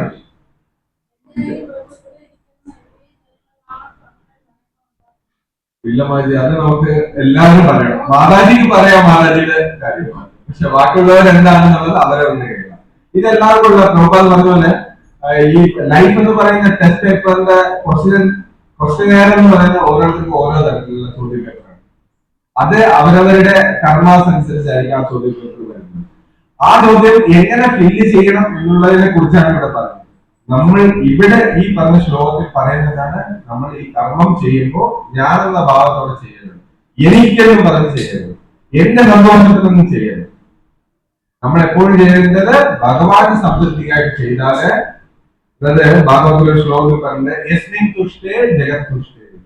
ഭഗവാൻ അതിന്റെ സ്റ്റോറി ലൈക്ക് നമ്മളുടെ മഹാഭാരതത്തിന്റെ ഇടയിൽ വരുന്ന സ്റ്റോറി പറയുന്നത്, അതായത് ദുർവാസാവ് ഈ പറഞ്ഞ ഇവരുടെ വനവാസ കാലത്ത് ദുർവാസ മഹർഷി ഒരു ദിവസം യാദൃശ്യമായിട്ട് ദുര്യോധനൻ ദുർവാസ മഹർഷി കാണുകയും അദ്ദേഹത്തിന് വേണ്ട സൽക്കാരങ്ങൾ ഇതെല്ലാം കൊടുത്തതിനു ശേഷം അദ്ദേഹത്തിന്റെ മനസ്സിൽ എപ്പോഴും ഒരു ചിന്തയുള്ളൂ, എന്തായിരുന്നു? പാണ്ഡവരെ എങ്ങനെ ഉപദ്രവിക്കുക. അപ്പൊ ദുർവാസാവിനടുത്ത് പറഞ്ഞു, പ്രഭു ശ്രീ ഗൗരവത്തായിക്ക് ദുർവാസാവ് എന്ന് പറഞ്ഞാൽ അദ്ദേഹത്തിനെ കുറിച്ച് എത്ര പേർക്ക് അറിയാമെന്ന് അറിയില്ല. അദ്ദേഹം ഇംഗ്ലീഷിൽ പറഞ്ഞാൽ ആംഗർ പെർസോണിഫൈഡ് എന്ന് പറയും. അതായത് കോപത്തിന് രൂപം കൊടുത്താൽ എന്താണോ അതാണ് ദുർവാസ. അപ്പൊ അദ്ദേഹത്തിനോട് പറഞ്ഞു, പ്രഭു എന്നെ അനുഗ്രഹിച്ച പോലെ എന്റെ ചേട്ടന്മാരെ അനുഗ്രഹിക്കണം, അവർ ഇവിടെ ഉണ്ട്, പോയി അനുഗ്രഹിച്ചിട്ട് പോകണമെന്ന് പറഞ്ഞ് ചുമ്മാ പറഞ്ഞു വിട്ടു. എന്താണ്? ഒരു കോപത്തിന്റെ തന്നെ ഒരു രൂപത്തിനെയാണ് അവരുടെ ഗൃഹത്തിലേക്ക് പറഞ്ഞു വിട്ടത്. ആരുടെ? പാണ്ഡവരുടെ. അവർക്ക് ആണുള്ളത് അക്ഷയപാത്രമാണ്. ഡെയിലി കഴിക്കാൻ ഒരു പ്രാവശ്യം ആ അക്ഷയപാത്രത്തിനകത്ത് അവരെന്താണോ ഇച്ഛിക്കുന്നത്, പാഞ്ചാലി അന്നേ ദിവസത്തേക്കുള്ള ഫുഡ് അവർക്ക് വരും. ഓക്കെ, അത് കഴിഞ്ഞ് ആ ഒരു വൺ ടൈം യൂസാണ്, വൺ ഡേ വാലിഡിറ്റി പോലെ വൺ ടൈം യൂസാണ് ആ അക്ഷയപാത്രം, ഒരു ദിവസം. അങ്ങനെ അവർ അന്നേക്കുള്ള പ്രസാദം കഴിച്ച് കഴിഞ്ഞു. ഈ അക്ഷയപാത്രം കഴുകി തിരിച്ചു വെച്ചതിന് ശേഷമാണ് ദുർവാസ മഹർഷി അവരുടെ ഈ പറഞ്ഞ കുടിലേക്ക് വരുന്നത്. വേണ്ട വിധം മര്യാദകളെല്ലാം ചെയ്ത് യുധിഷ്ഠിര മഹാരാജാവും അദ്ദേഹത്തെ ആദരിച്ചു. അപ്പൊ ആദ്യത്തെ മര്യാദയുടെ അടുത്ത ഭാഗമാണ് അവർക്ക് പ്രസാദം കൊടുക്കുക, ഭക്ഷണം കൊടുക്കുക എന്നുള്ള ആചാരം. അങ്ങനെ അദ്ദേഹത്തിന്റെ അടുത്ത് ഒന്നും പറയാൻ എല്ലാവരും 5 പേരും പരസ്പരം മുഖാമുഖം നോക്കി നിൽക്കുകയാണ്. കാരണം അക്ഷയപാത്രം അടച്ചു, ഇനി ഭക്ഷണം എടുക്കാൻ ഓരോ ഓപ്ഷനുമില്ല. ദുർവാസാവിന്റെ വേറെ പ്രശ്നം, അദ്ദേഹം വന്നാൽ അദ്ദേഹത്തിന് കൂടെ ഒരു 10,000 ശിഷ്യന്മാരുണ്ട്. 10,000. അങ്ങനെ അദ്ദേഹം ധർമ്മ സങ്കടത്തിൽ നിൽക്കുകയാണ്. അപ്പൊ അദ്ദേഹം പറഞ്ഞു, യുധിഷ്ഠിര ഞാൻ പോയി സ്നാനം ചെയ്തിട്ട് വരാം. ശരി, ഓക്കെ. അപ്പൊ സ്നാനം ചെയ്ത് വരാനുള്ള ഒരു സമയം മാത്രമേ ഉള്ളൂ. ആ നേരത്തിലേക്ക് എന്ത് ചെയ്യണമെന്ന് അറിയത്തില്ല. ഇങ്ങോട്ട് തിരിഞ്ഞു നോക്കിയാലും ഒന്നും മോശം. ആ സമയത്ത് ഭഗവാൻ കൃഷ്ണൻ നേരെ വളരെ ഫാസ്റ്റ് ആയിട്ട് വന്നുകൊണ്ടിരിക്കുകയാണ്. നേരെ വന്ന് ലൈക്ക് പാഞ്ചാലിയോട് ചോദിക്കുന്നു, പാഞ്ചാലി എനിക്ക് നല്ല വിശപ്പുണ്ട്, പെട്ടെന്ന് എന്തെങ്കിലും കാണും. പാഞ്ചാലി നോക്കി ചിരിക്കും. ഇതാണ് ഇവിടുത്തെ ഏറ്റവും വലിയ പ്രശ്നം. ഇപ്പോൾ വിശപ്പ് അടക്കാനുള്ള വഴി നോക്കി വരുമ്പോഴാണ് ഭഗവാൻ വന്ന് പറയുന്നു, I am very tasty and എനിക്ക് ഭയങ്കര വിശപ്പും ദാഹവും എന്തെങ്കിലും കാണും. അപ്പോ ഇന്നത്തെ കോട്ട കഴിഞ്ഞു, ഈ പറഞ്ഞ അക്ഷയപാത്രം ഉപയോഗിക്കാനുള്ള ഇനി എന്റെ കയ്യിൽ ഒന്നുമില്ല, ഞാൻ അക്ഷയപാത്രം കമത്തി വെക്കുകയും ചെയ്തു. അപ്പോ അദ്ദേഹം പറയും, ഇല്ലല്ല നീ കഴിക്കാനും കുഴപ്പമില്ല, എന്തെങ്കിലും കാണും, നീ നോക്ക്, ആ പാത്രം ഒന്നുകൂടി ചെക്ക് ചെയ്ത് പറഞ്ഞു വിടുകയും. അങ്ങനെ നോക്കുമ്പോൾ അന്നത്തെ വാഷിങ്ങിൽ അവരുടെ ഒരു മിസ്റ്റേക്ക് എന്ന് വേണമെങ്കിൽ പറയാം, ഭഗവാന്റെ കൃപ എന്ന് പറയാൻ, അതിനകത്ത് ഒരു ചീരയുടെ ഇല അവിടെ കൊണ്ടുവരാം. അന്ന് ആ ഇലയുണ്ട്, ആ മതി ഇതെനിക്ക് മതി എന്ന് പറഞ്ഞിട്ട് ഭഗവാൻ അത് സന്തോഷത്തോടെ എടുത്ത് കഴിക്കുന്നത് എന്താവും? ഈ ദുർവാസാവും അദ്ദേഹത്തിന്റെ 10,000 ശിഷ്യന്മാരും കംപ്ലീറ്റ് സദ്യ കഴിച്ച പ്രതീതിയായി കുളിച്ചു കഴിഞ്ഞപ്പോൾ. ഇപ്പോഴുള്ള പ്രശ്നം, ഇനി കഴിക്കാൻ വയറില്ല. ഇനിയിപ്പൊ അവരടുത്ത് പോകാനും പറ്റില്ല. കാരണം പോയാൽ ഇനി അവര് ഉപചാരം ചെയ്ത് ഞങ്ങൾ ഇതെങ്ങനെ സ്വീകരിക്കും. അതുകൊണ്ട് അവര് ഇനി തിരിച്ചു വരാതെ ആ വഴിക്ക് തന്നെ പോയെന്ന് പറഞ്ഞു. ഭഗവാൻ ചെയ്ത ഒരൊറ്റ ചീരയുടെ പ്രോസസ്. ഇതാണ് ഭഗവാന്റെ കൃപ, ഭക്തന്മാരോടുള്ള കാരുണ്യം. നമ്മൾ കാര്യങ്ങൾ നമ്മളുടെ ബുദ്ധിയും ശക്തിയും ഇന്റലിജൻസും ഫെസിലിറ്റീസും ഒക്കെ വെച്ച് നമുക്ക് നേടിക്കളയാം. ഇതെല്ലാം ഒറ്റ സുനാമി കൊണ്ട് പോയി. ഒരു സൈഡ് ഒരു കൊറോണ വന്ന് എല്ലാവരെയും കൈകെട്ടി ഇരുത്തി വീട്ടുന്നത് ആണോ അല്ലയോ? ശക്തിമാനും ദുർബലനും എല്ലാവരും ഒരിടത്ത് ഇറങ്ങിയാ പിടിക്കും, ഇറങ്ങിയാ കൊറോണ. ആർക്കും മുഖാമുഖം നോക്കാൻ വയ്യ. ഒന്നും കഴിക്കാൻ നിവൃത്തിയില്ല.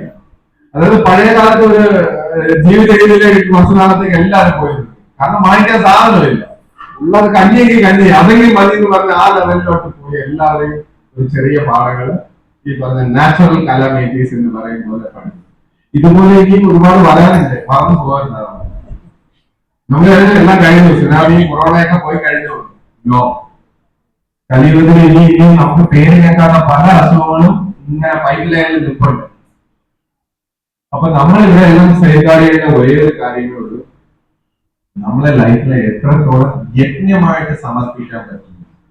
എല്ലാവരും കലിയുഗത്തിൽ യജ്ഞം എന്ന് വെച്ചാല് അഗ്നി വളർത്തുന്നു, അതിനെ കുറെ ഹോമാദികൾ ചെയ്യുന്നു, നെയ്യ് ഒഴിക്കുന്നു, ഇതെല്ലാം ചെയ്യുമ്പോൾ എല്ലാം തീർന്നു, എല്ലാ പ്രശ്നമാകുന്നു. പക്ഷെ യഥാർത്ഥത്തിൽ അതും നല്ലത് തന്നെ, അതിനോട് നമ്മൾ എഗെയിൻസ്റ്റ് അല്ല. യഥാർത്ഥത്തിൽ ഏറ്റവും വലിയ യജ്ഞം കലിയുഗത്തിൽ നിന്നാൽ യജ്ഞാന ജപയജ്ഞോസ്മി എന്ന് കൃഷ്ണൻ ഭഗവത്ഗീതയിൽ പറയുന്നത് 10-ാം അധ്യായത്തിൽ. നമ്മൾ നാമജപമാകുന്ന യജ്ഞം ചെയ്യുമ്പോഴാണ് യഥാർത്ഥത്തിൽ നമ്മളുടെ ലൈഫ് സെക്യൂർ ആകുന്നത്, സേഫ് ആകുന്നത്, അത് സമർപ്പിക്കപ്പെടുന്നത്. അപ്പൊ ആ നാമജപം നമ്മൾ ഡെയിലി നമ്മുടെ ജീവിതത്തിൽ കൊണ്ടുവരുമ്പോൾ മാത്രമാണ് നമ്മൾ യഥാർത്ഥത്തിൽ ഇന്ന് സൊസൈറ്റി നടക്കുന്ന പല തരത്തിലുള്ള കൊള്ളതായ്മയും നമുക്ക് സേഫ് ഗാർഡ് ചെയ്യാൻ പറ്റുന്നത്. നമുക്ക് യഥാർത്ഥത്തില് ഇന്നത്തെ മക്കള് ഇന്നത്തെ തലമുറയില് നമുക്ക് പല കാര്യങ്ങളും അവരെ എത്ര നാള് നമുക്ക് ഒളിച്ചു നിർത്താൻ പറ്റും. മൊബൈൽ കൊടുക്കണ്ട, വീട്ടിനകത്തിരുന്നാൽ മതി, ഇങ്ങനെ എത്ര നാൾ പിടിച്ചു കിട്ടും നമ്മള്. ഒരു ദിവസം നമ്മളെ വിട്ടാൽ പോകും, ഇതെല്ലാം സഹിക്കാൻ വയ്യ. അപ്പൊ അവർക്ക് നമ്മൾ പറഞ്ഞു കൊടുക്കാൻ പറ്റുന്ന യഥാർത്ഥമായ അറിവ് എന്താണ്? കൃഷ്ണഭക്തിയിലൂടെ എങ്ങനെ ഇതിനെ ഫേസ് ചെയ്യണം. ഇങ്ങനെ പല പല ദുർഘടമായ ചലഞ്ചസ് നമുക്ക് മുന്നേ വരുന്നു. അതിനെയെല്ലാം നമ്മൾ എങ്ങനെ അഭിമുഖീകരിക്കണം എന്ന് പഠിപ്പിക്കുന്നതാണ് യഥാർത്ഥമായ സ്റ്റഡീസ്.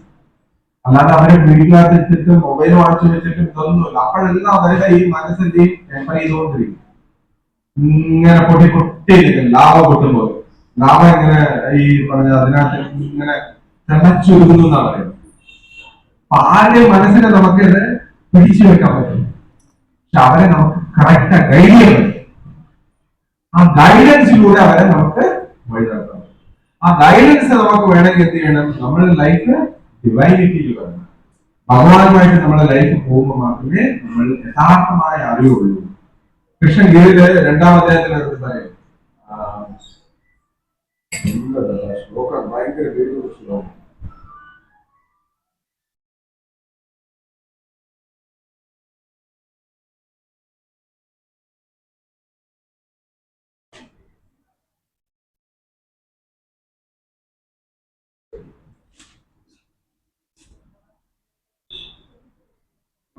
രണ്ടാം അധ്യായത്തിലെ ശ്ലോകം പറഞ്ഞുതരാം. സമാധാനമില്ലെങ്കിൽ സുഖം എവിടെ എന്ന് പറഞ്ഞ് ഭഗവാൻ ബ്യൂട്ടിഫുൾ ശ്ലോകമായിരുന്നു.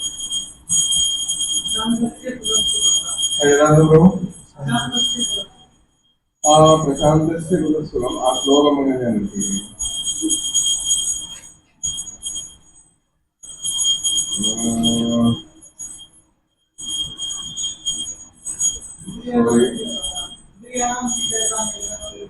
അത് ഓക്കെയാണ്. ഒരു മിനിറ്റ്. നാസ്തി ബുദ്ധിർ അയുക്തസ്യ നാചായുക്തസ്യ ഭാവന നചാവേദശാന്തിരസാന്തിസ്യ കുതസ്സുഖം. അതായത് ഭഗവത്ഗീത 2:66 പറയുന്നതാണ്. ഇത് നമുക്ക് വേണ്ടിയുള്ളതാണ്. പരമപുരുഷനുമായ കൃഷ്ണാബോധത്തിൽ ബന്ധപ്പെടാത്ത ഒരുവന് ദിവ്യ ബുദ്ധിയോ ഉറച്ച മനസ്സോ ലഭിക്കില്ല. അതില്ലാതെ സമാധാനം കൈവരിക്കാൻ സാധ്യമില്ല. സമാധാനമില്ലെങ്കിൽ സുഖമില്ല. ഇന്നത്തെ തലമുറയ്ക്ക് ഇല്ലാത്ത ഏറ്റവും വലിയ ഇതാണ്. അവരുടെ ബുദ്ധി പ്രോപ്പറല്ല, അവരുടെ മനസ്സ് പ്രോപ്പറല്ല, അതുകൊണ്ട് അവർക്ക് സമാധാനവുമില്ല, സുഖവുമില്ല. അപ്പൊ നമ്മളുടെ ഈ സമാധാനം സുഖവും എല്ലാം വരാൻ നമ്മളുടെ ദിവ്യ ബുദ്ധി നമുക്ക് ലഭിക്കാൻ എന്ത് ചെയ്യണം? ഭഗവാനുമായിട്ട് നമ്മുടെ ജീവിതത്തെ കോർത്തിണക്കണം. കോർത്തിണക്കുന്നതിന്റെ ഏറ്റവും ബേസിക് ആണ് തിരുനാമജപം. ആ നാമജപത്തിലൂടെ നമുക്ക് ഭഗവാനെ നമ്മുടെ ജീവിതത്തിലേക്ക് ഇൻവൈറ്റ് ചെയ്യും. ആ നാമജപത്തിലൂടെ ഭഗവാന്റെ സംരക്ഷണം നമുക്ക് 24 മണിക്കൂർ നമ്മളുടെ കൂടെ ഉണ്ടാവും. അത് ലഭിക്കുമ്പോൾ നമ്മൾ എപ്പോഴുമേ നമ്മുടെ ബുദ്ധി, മനസ്സ്, ഇന്ദ്രിയങ്ങൾ ഇതെല്ലാം പ്രോപ്പർലി ചലിക്കാൻ തുടങ്ങും. അതിനെല്ലാം നമ്മൾ നേരത്തെ പറഞ്ഞ പ്രഭു പറഞ്ഞ പോലെ സേവ ചെയ്യണം. നമ്മൾ എപ്പോഴും സേവന മനോഭാവമുള്ളവരാണ്. എന്ത് സേവയും ഭഗവാന് വേണ്ടി ചെയ്യാൻ സന്നദ്ധരായിരിക്കണം. ഇന്ന സേവ ഞാൻ ചെയ്യുള്ളൂ, അതേ ഞാൻ ചെയ്യുള്ളൂ, ഇങ്ങനെ ഒരു ക്ലാസിഫിക്കേഷനെ പാടില്ല. ഭഗവാൻ എല്ലാ സേവയും ഈക്വലി ഇമ്പോർട്ടന്റ് ആണ്. എല്ലാവർക്കും അറിയാം, ഈ പറഞ്ഞ രാജസൂയ യാഗം നടന്നപ്പോ ഭഗവാൻ ചെയ്ത സേവ എന്തായിരുന്നു? എല്ലാരും കൃഷ്ണൻ ഭരണദിവ്യത്വ കൃഷ്ണൻ ആരാധിക്കുന്ന ആ ലോകനാഥൻ അല്ലെങ്കിൽ സർവേശ്വരനായ ഭഗവാൻ ചെയ്ത സേവ എന്തായിരുന്നു? ചെരുപ്പ് എടുത്ത് വെക്കല്. എല്ലാവരുടെയും എന്താ പറയാ പാത എന്താ പറയാ ചപ്പലിന് പാതുക. ആ പാതുക വാങ്ങിച്ച് ഭദ്രമായിട്ട് വെക്കുന്നു, അവർ തിരിച്ചു പോകുന്നു. നമ്മളെടുത്ത് ഒരു സേവ ഇത് പറഞ്ഞാൽ നമ്മളുടെ മനോഭാവം എന്തായിരിക്കും? ചെരുപ്പെടുത്താണ് ഞാൻ. പക്ഷെ ഭഗവാൻ എടുത്തു കേട്ടോ, അത് ഓർമ്മ വേണമെന്ന്. ഭഗവാൻ ഈ ചപ്പലെടുത്ത് നമുക്ക് വഴി കാണിച്ചു തന്നു. അവരെല്ലാം അതിനെ സേവനമായിട്ടാണ് കണ്ടത്. സോ അതുപോലെ നമ്മുടെ ജീവിതത്തെ ഈ പറഞ്ഞ കർമ്മ നിരതമായി അല്ലെങ്കിൽ കർമ്മ ബന്ധനങ്ങൾക്ക് മുക്തി നേടാൻ നമ്മളുടെ എല്ലാ ആക്ഷൻസും കർമ്മത്തെ ഭഗവാനുമായി ബന്ധിപ്പിച്ചുകൊണ്ട് ചെയ്യണം.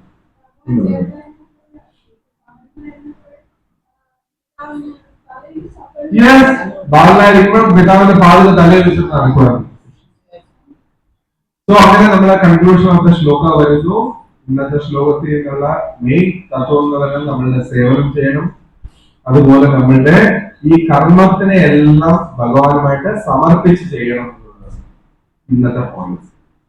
അപ്പോൾ ഈ ശ്ലോകം നമുക്ക് തരുന്ന ഗൈഡൻസ് എന്ന് പറഞ്ഞാൽ യജ്ഞമായിട്ട് ചെയ്യുക എന്നുള്ളതാണ്. നമ്മളുടെ എല്ലാ കർമ്മത്തെയും യജ്ഞം ആർക്ക് സമർപ്പിക്കാം? വിഷ്ണുവിന് സമർപ്പിക്കാം. അതിലൂടെ നമുക്ക് യജ്ഞശിഷ്ടമായിട്ട് കിട്ടുന്ന എല്ലാം കർമ്മബന്ധനമായ ജീവിതം. ആ ജീവിതം നമ്മളെ ഒരിക്കലുമേ വീണ്ടും വീണ്ടും പുനരഭി ജനനം പുനരഭി മരണം എന്ന ചക്രത്തിലേക്ക് കൊണ്ടുവരണം. അപ്പൊ നമ്മൾ എപ്പോഴും ഹാപ്പി ആയിരിക്കും. ഹരേ കൃഷ്ണ. ഗ്രന്ഥരാജ് ഭഗവത്ഗീതാക്കി. എന്തെങ്കിലും ചോദ്യങ്ങളോ സംശയങ്ങളോ ഉണ്ടെങ്കിൽ ഷെയർ ചെയ്യാം. കൂടുതൽ പോയിന്റ്സ് ആഡ് ചെയ്താലും നന്നായിരുന്നു.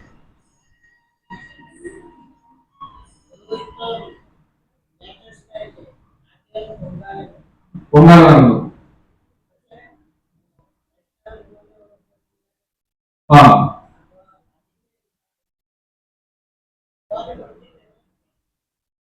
ഭഗവാൻ കൊടുത്തിട്ട് ചെയ്യണം എന്നുള്ളതാണ് പറഞ്ഞത് അല്ലെ? ശരിയാണ് മാതാജി. പക്ഷേ ഈ പറഞ്ഞ പോലെ എന്തുകൊണ്ടാണ് ഒരു പൊങ്കാല ഇട്ട് എന്നുള്ളതിനെ കുറിച്ച് വിശദമായിട്ട് നമുക്ക് അറിയില്ല. ബേസിക്കലി ഒന്ന്. രണ്ടാമത്തത് അങ്ങനെ ഒരു അല്ല, യജ്ഞം ചെയ്യുന്നതിന് തെറ്റില്ല. ഈ പറഞ്ഞ ഇത് അതായത് രണ്ടാംഗിളിൽ നമുക്ക് അങ്ങനെ പറയാൻ പറ്റും. കാരണം എന്തർപ്പിച്ചാലും ലാസ്റ്റ് സർവം കരോതി നാരായണായി സമർപ്പയാമി എന്നുള്ളതാണ്. ഇത് ഏത് പൂജയുടെ എന്ത് കൺക്ലൂഷൻ അവര് പറഞ്ഞാലും ഈ പറഞ്ഞ മന്ത്രം സെറ്റ് ചെയ്തിരിക്കുന്നത് അങ്ങനെയാണ്. അത് നിങ്ങൾ ഡയറക്റ്റ് ആയിട്ട് വന്നാൽ എളുപ്പം. അതല്ല ഇങ്ങനെയാണ് വരുന്നതെങ്കിലും finally you have to come to Narayana എന്നുള്ളതാണ്. അപ്പൊ ഇതിനെ നമുക്ക് ഈ പറഞ്ഞ പോലെ ദേവിയുടെ സങ്കല്പത്തിലാണോ അവര് ചെയ്തത്, അല്ലെങ്കിൽ ഭഗവാൻ അർപ്പിച്ചതാണോ എന്നുള്ളതും ഒരു വലിയ ക്വസ്റ്റ്യൻ ആണ്. പിന്നെ ആ പൊങ്കാല ഇട്ടു, എല്ലാവരും ഇടുന്നു, അതുകൊണ്ട് അവരുടെ കൂടെ ഒരു അക്കമ്പനി ചെയ്തതും ആകാം. അതുകൊണ്ട് നമ്മൾ അവരെ അങ്ങനെ ഒരു ക്രിറ്റിസിസമായിട്ട് പറയില്ല. അല്ല പറഞ്ഞത് ശരിയാണ്. ഞാൻ പറഞ്ഞില്ലേ, ഇപ്പൊ അവരെ ഏത് രീതിക്കാണ് ഇട്ടത് നമുക്ക് അറിഞ്ഞൂടാ. ഭഗവാൻ ഓഫർ ചെയ്യാൻ വേണ്ടിയിട്ടാണോ ചെയ്തത്, ഇല്ലെങ്കിൽ എല്ലാവരുടെ കൂടെയും ആ പൊങ്കാല ഇത്രയും വലിയൊരു മഹോത്സവം നടക്കുന്നു, അപ്പൊ അതിനും നമ്മളൊരു ഭാഗമാകണം എന്നുള്ള രീതിക്കും ആയിരിക്കാം ചെയ്തത്. അങ്ങനെ നോക്കിയാൽ ഈ പറഞ്ഞ പോലെ അതിനെ നമ്മൾ തെറ്റായിട്ടല്ല വരുന്നത്. അതിന്റെ യഥാർത്ഥ അവസ്ഥ നമ്മൾ എപ്പോഴേ ഭഗവാന് വേണ്ടി കാര്യങ്ങൾ ചെയ്യുകയാണെങ്കിൽ അത് കുറച്ചുകൂടി ഉത്തമമായിരിക്കും. എന്ന് വെച്ചാൽ അവരെ ചെയ്തത് കൊണ്ട് അവരെ നിന്ദിച്ചു എന്നല്ല, അവരതിനെ ഒന്നുകൂടി മനസ്സിലാക്കുന്നത് നന്നായിരിക്കും. വേറെ എന്തെങ്കിലും റൂൾസ് ആൻഡ് മാതാജീസ്?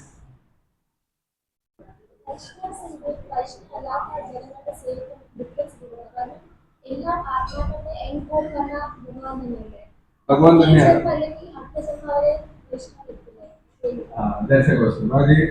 മാജിയുടെ ചോദ്യം വൈഷ്ണവ സേവയ്ക്കും ബാക്കിയുള്ള സാധാ മാനവ സേവ മാധവ സേവ എന്നൊരു സ്റ്റേറ്റ്മെന്റ് സാധാരണ പണ്ട് കാലത്ത് ഉണ്ടായിരുന്നു. അത് തന്നെയല്ലേ? സോ വൈഷ്ണവന്റെ സേവയ്ക്കും ബാക്കിയുള്ളവരുടെ സേവയ്ക്കുള്ള വ്യത്യാസം അതിൽ ഒരു കാര്യമേ ഉള്ളൂ.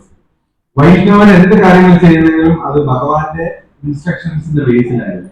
ആ കർമ്മത്തിന് ആ പ്രോസസ്സിന് കാർമിക് റിയാക്ഷൻസ് ഇല്ല. ബാക്കിയുള്ളവരെല്ലാം ചെയ്യുന്ന അവരവരുടെ ഇന്ദ്രിയ സന്ദർഭത്തിനായിട്ട് മാത്രമായിരിക്കും. അവരെ നിങ്ങൾ എത്ര സാറ്റിസ്ഫൈ ചെയ്യാൻ ശ്രമിച്ചാലും കാണും.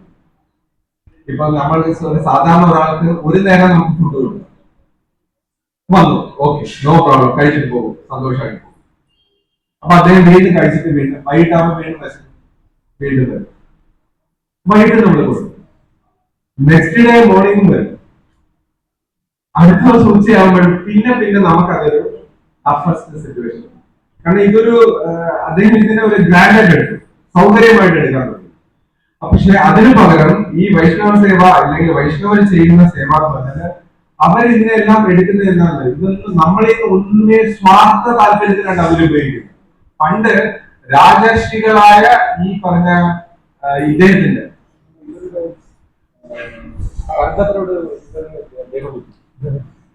കർദബരുടെ സ്റ്റോറി നോക്കുകയാണെങ്കിൽ കർദബ മഹർഷിക്ക് അദ്ദേഹം അന്നത്തെ രാജാവ് സമർപ്പിച്ചത് അദ്ദേഹത്തിന്റെ യൗവനയുക്തയായ പുത്രിയാണ്.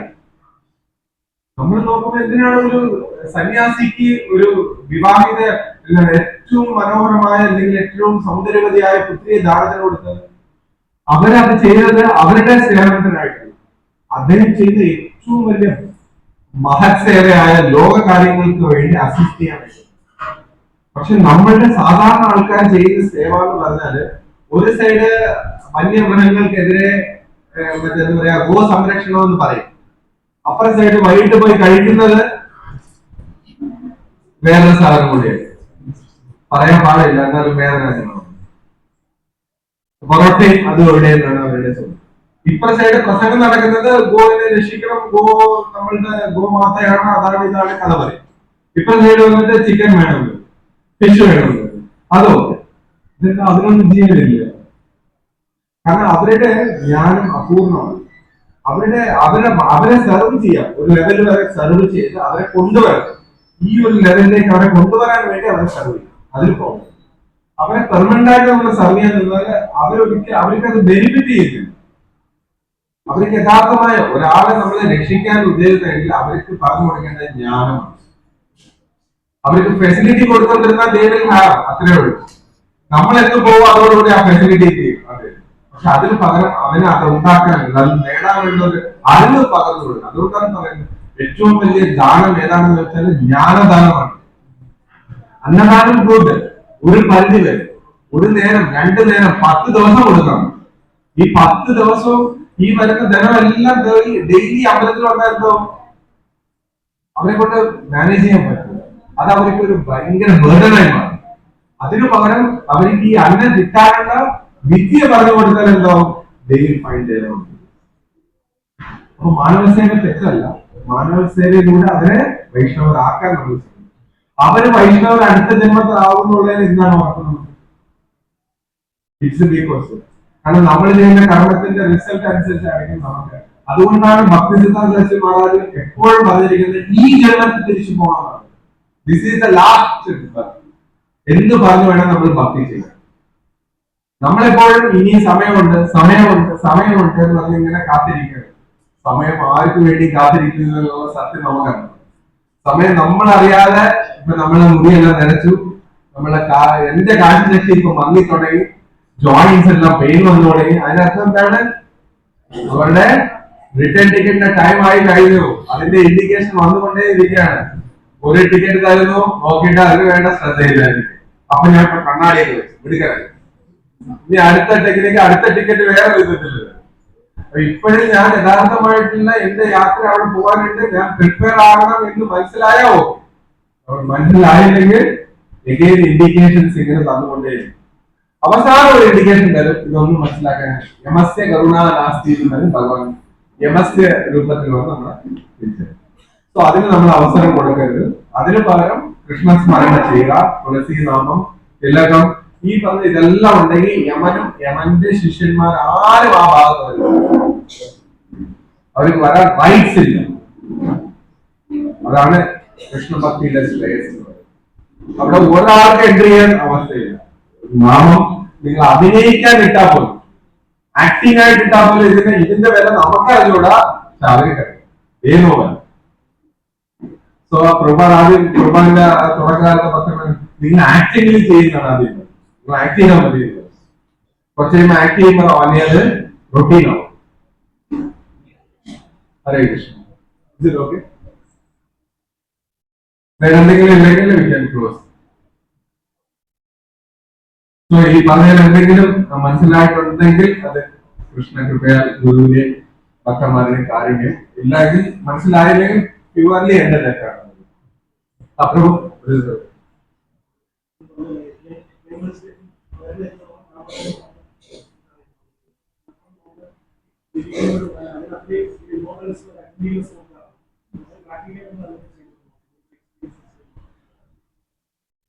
പ്രഭു വളരെ വിനയത്തോടു കൂടി ഒരു ചോദ്യം ചോദിക്കുകയാണ്. കാരണം യജ്ഞാനം ജപയജ്ഞോസ്മി എന്നാണ് നമ്മൾ പറയുന്നത്. പക്ഷെ പലപ്പോഴും നമ്മളുടെ ഡേ ബൈ ഡേയിൽ നമ്മൾ ആ യജ്ഞത്തിന് വേണ്ട വിധം മര്യാദകൾ ഇല്ലെങ്കിൽ അതിന് വേണ്ട വിധമുള്ള ഒരു ഇമ്പോർട്ടൻസ് കൊടുക്കുന്നില്ല. അപ്പൊ എന്ത് നമുക്ക് ചെയ്താൽ അത് കൂടുതൽ നമുക്ക് നമ്മളുടെ ആ ഒരു നാമജപത്തിൽ കൂടുതൽ ശ്രദ്ധ ചെലുത്താം, അല്ലെങ്കിൽ ശ്രദ്ധ ചെലുത്തേണ്ട വഴികളെ കുറിച്ചാണ് പ്രഭു ചോദിക്കുന്നത്. തീർച്ചയായിട്ടും നമ്മൾ ഇതിനകത്ത് ഒന്നാമത്തെ കാര്യം മനസ്സിലാക്കേണ്ടത് ഇതെല്ലാം പറയുന്ന ഈ പറയുന്ന എല്ലാം എന്റെ ഇനി എന്തെങ്കിലും പറയുമ്പോൾ ഞാൻ ആചാര്യന്മാരുണ്ടെങ്കിൽ ഞാൻ പറയട്ടെ. കാരണം ബേസിക്കലി നമ്മൾ ഇതിനെ പ്രയോറിറ്റൈസ് ചെയ്യേണ്ടത് നേരത്തെ പറഞ്ഞ ആദ്യത്തെ പദം തന്നെയാണ് ഗീതാവചനം, ജ്ഞാനം ജപയജ്ഞം. കലിയുഗത്തിൽ ഏറ്റവും ഭഗവാനെ പ്ലീസ് ചെയ്യാൻ നമുക്ക് കിട്ടിയിരിക്കുന്ന ഏറ്റവും നല്ല സുലഭമായ മാർഗം എന്ന് പറയുന്നത് നാമജപമാണ്. ആ നാമജപത്തിലൂടെ നമുക്ക് മനസ്സിലാക്കാം നമ്മളുടെ ഈ ഹോൾ പരമ്പരയിൽ നാമജപത്തിലൂടെ ഉദ്ധരിച്ചു വന്ന ഒരു പ്രസ്ഥാനമാണ് ഈ പറഞ്ഞ കൃഷ്ണാപുര പ്രസ്ഥാനം. കാരണം ചൈതന്യമാപുരം തുടക്കകാലത്ത് ചെയ്തതും നാമജപം മാത്രം ചെയ്താണ് ലക്ഷക്കണക്കിന് ആൾക്കാരെ ഇതിനകത്തോട്ട് ഉദ്ധരിച്ചു കൊണ്ടുവന്നത്. അവരുടെ മനസ്സിൽ ഒരുപാട് മാറ്റങ്ങൾ ഉണ്ടാക്കിയത് ഈ നാമജപം തന്നെയാണ്. അപ്പൊ ബേസിക്കലി നമ്മൾ ഇതിന് മനസ്സിലാക്കി ഈ നാമജപം നമ്മൾ ചെയ്താൽ തീർച്ചയായിട്ടും നമ്മളുടെ മനസ്സിന് മാറ്റം തരും. നേരത്തെ പറഞ്ഞ അത് വേണോ വേണ്ടോ എന്ന് തീരുമാനിക്കേണ്ടത് നമ്മൾ. നേരത്തെ പറഞ്ഞ പോലെ ഇവിടെ വന്നാൽ കൃഷ്ണഭക്തിയും പ്രോഗ്രാമും ഉണ്ട്, അപ്പുറത്ത് പോയാൽ തിയേറ്റർ ഉണ്ട്. തിയേറ്ററിൽ പോണോ പ്രോഗ്രാമിന് വരണം സത്സംഗത്ത് വരണോ എന്നുള്ള തീരുമാനിക്കേണ്ട ഫൈനൽ ഡിസിഷൻ നമ്മളുടെ കയ്യിലാണ്. കാരണം ബാക്കി എല്ലാ സപ്പോർട്ടിങ്സും നമ്മളെ കൂടെ വരുത്തേ ഉള്ളൂ. ഇപ്പൊ ഒരാൾക്ക് ഫുഡ് നമുക്ക് കുക്ക് ചെയ്യാൻ അറിയില്ല, നോ പ്രോബ്ലം. പക്ഷെ കുക്ക് ചെയ്ത് തരാൻ ആളുണ്ട്, ഓക്കെ, കുക്കിംഗ് ആയി. അടുത്തത് നമുക്ക് പ്ലേറ്റിൽ എത്തിക്കാനും നമുക്ക് വയ്യ, അതിനും തരാൻ ഭഗവാൻ ആളെ വിട്ടുതരും. പ്ലേറ്റിൽ കൊണ്ടുതാ റെഡി, അവിടെ വന്നു കഴിഞ്ഞു. ഇനി അടുത്തത് അപ്പൊ പറയാം എനിക്കിത് എടുത്ത് കഴിക്കാനും വയ്യ. ഭഗവാൻ പറഞ്ഞു ഓക്കെ പേടിക്കണ്ട, ഞാൻ ഊട്ടാൻ ആളായത്. ഭഗവാൻ നമ്മളുടെ നാവിന്റെ അവിടെ വരെയും കൊണ്ട് വെച്ച് തരാൻ ആളായത്. ഇനി അത് ചവയ്ക്കണോ ഉപ്പണോ എന്നുള്ളത് നമ്മൾ ദിസ് ഈസ് ദ ബെസ്റ്റ് നമുക്ക് ചെയ്യാൻ പറ്റും. ഇതിനകത്ത് ഇത്രയേ ഉള്ളൂ, നമ്മൾ എത്രത്തോളം അതിൽ പ്രയോറിറ്റൈസ് ചെയ്യും. നമുക്ക് ബാക്കി എല്ലാം നമ്മൾ ഇമ്പോർട്ടൻസ് ആയിട്ട് ഓടുന്നു, രാവിലത്തെ ജോലികൾ ചെയ്യാൻ മടിയില്ല, ജോലിക്ക് പോകുന്നുണ്ട്, വീട്ടിലെ കാര്യങ്ങൾ, ഇതിനെല്ലാം പ്രയോറിറ്റൈസ് ചെയ്യും. പക്ഷെ നമ്മുടെ ജീവിതത്തിൽ ഏറ്റവും പ്രയോറിറ്റൈസ് ചെയ്യേണ്ട ആളാണ് ഭഗവാൻ.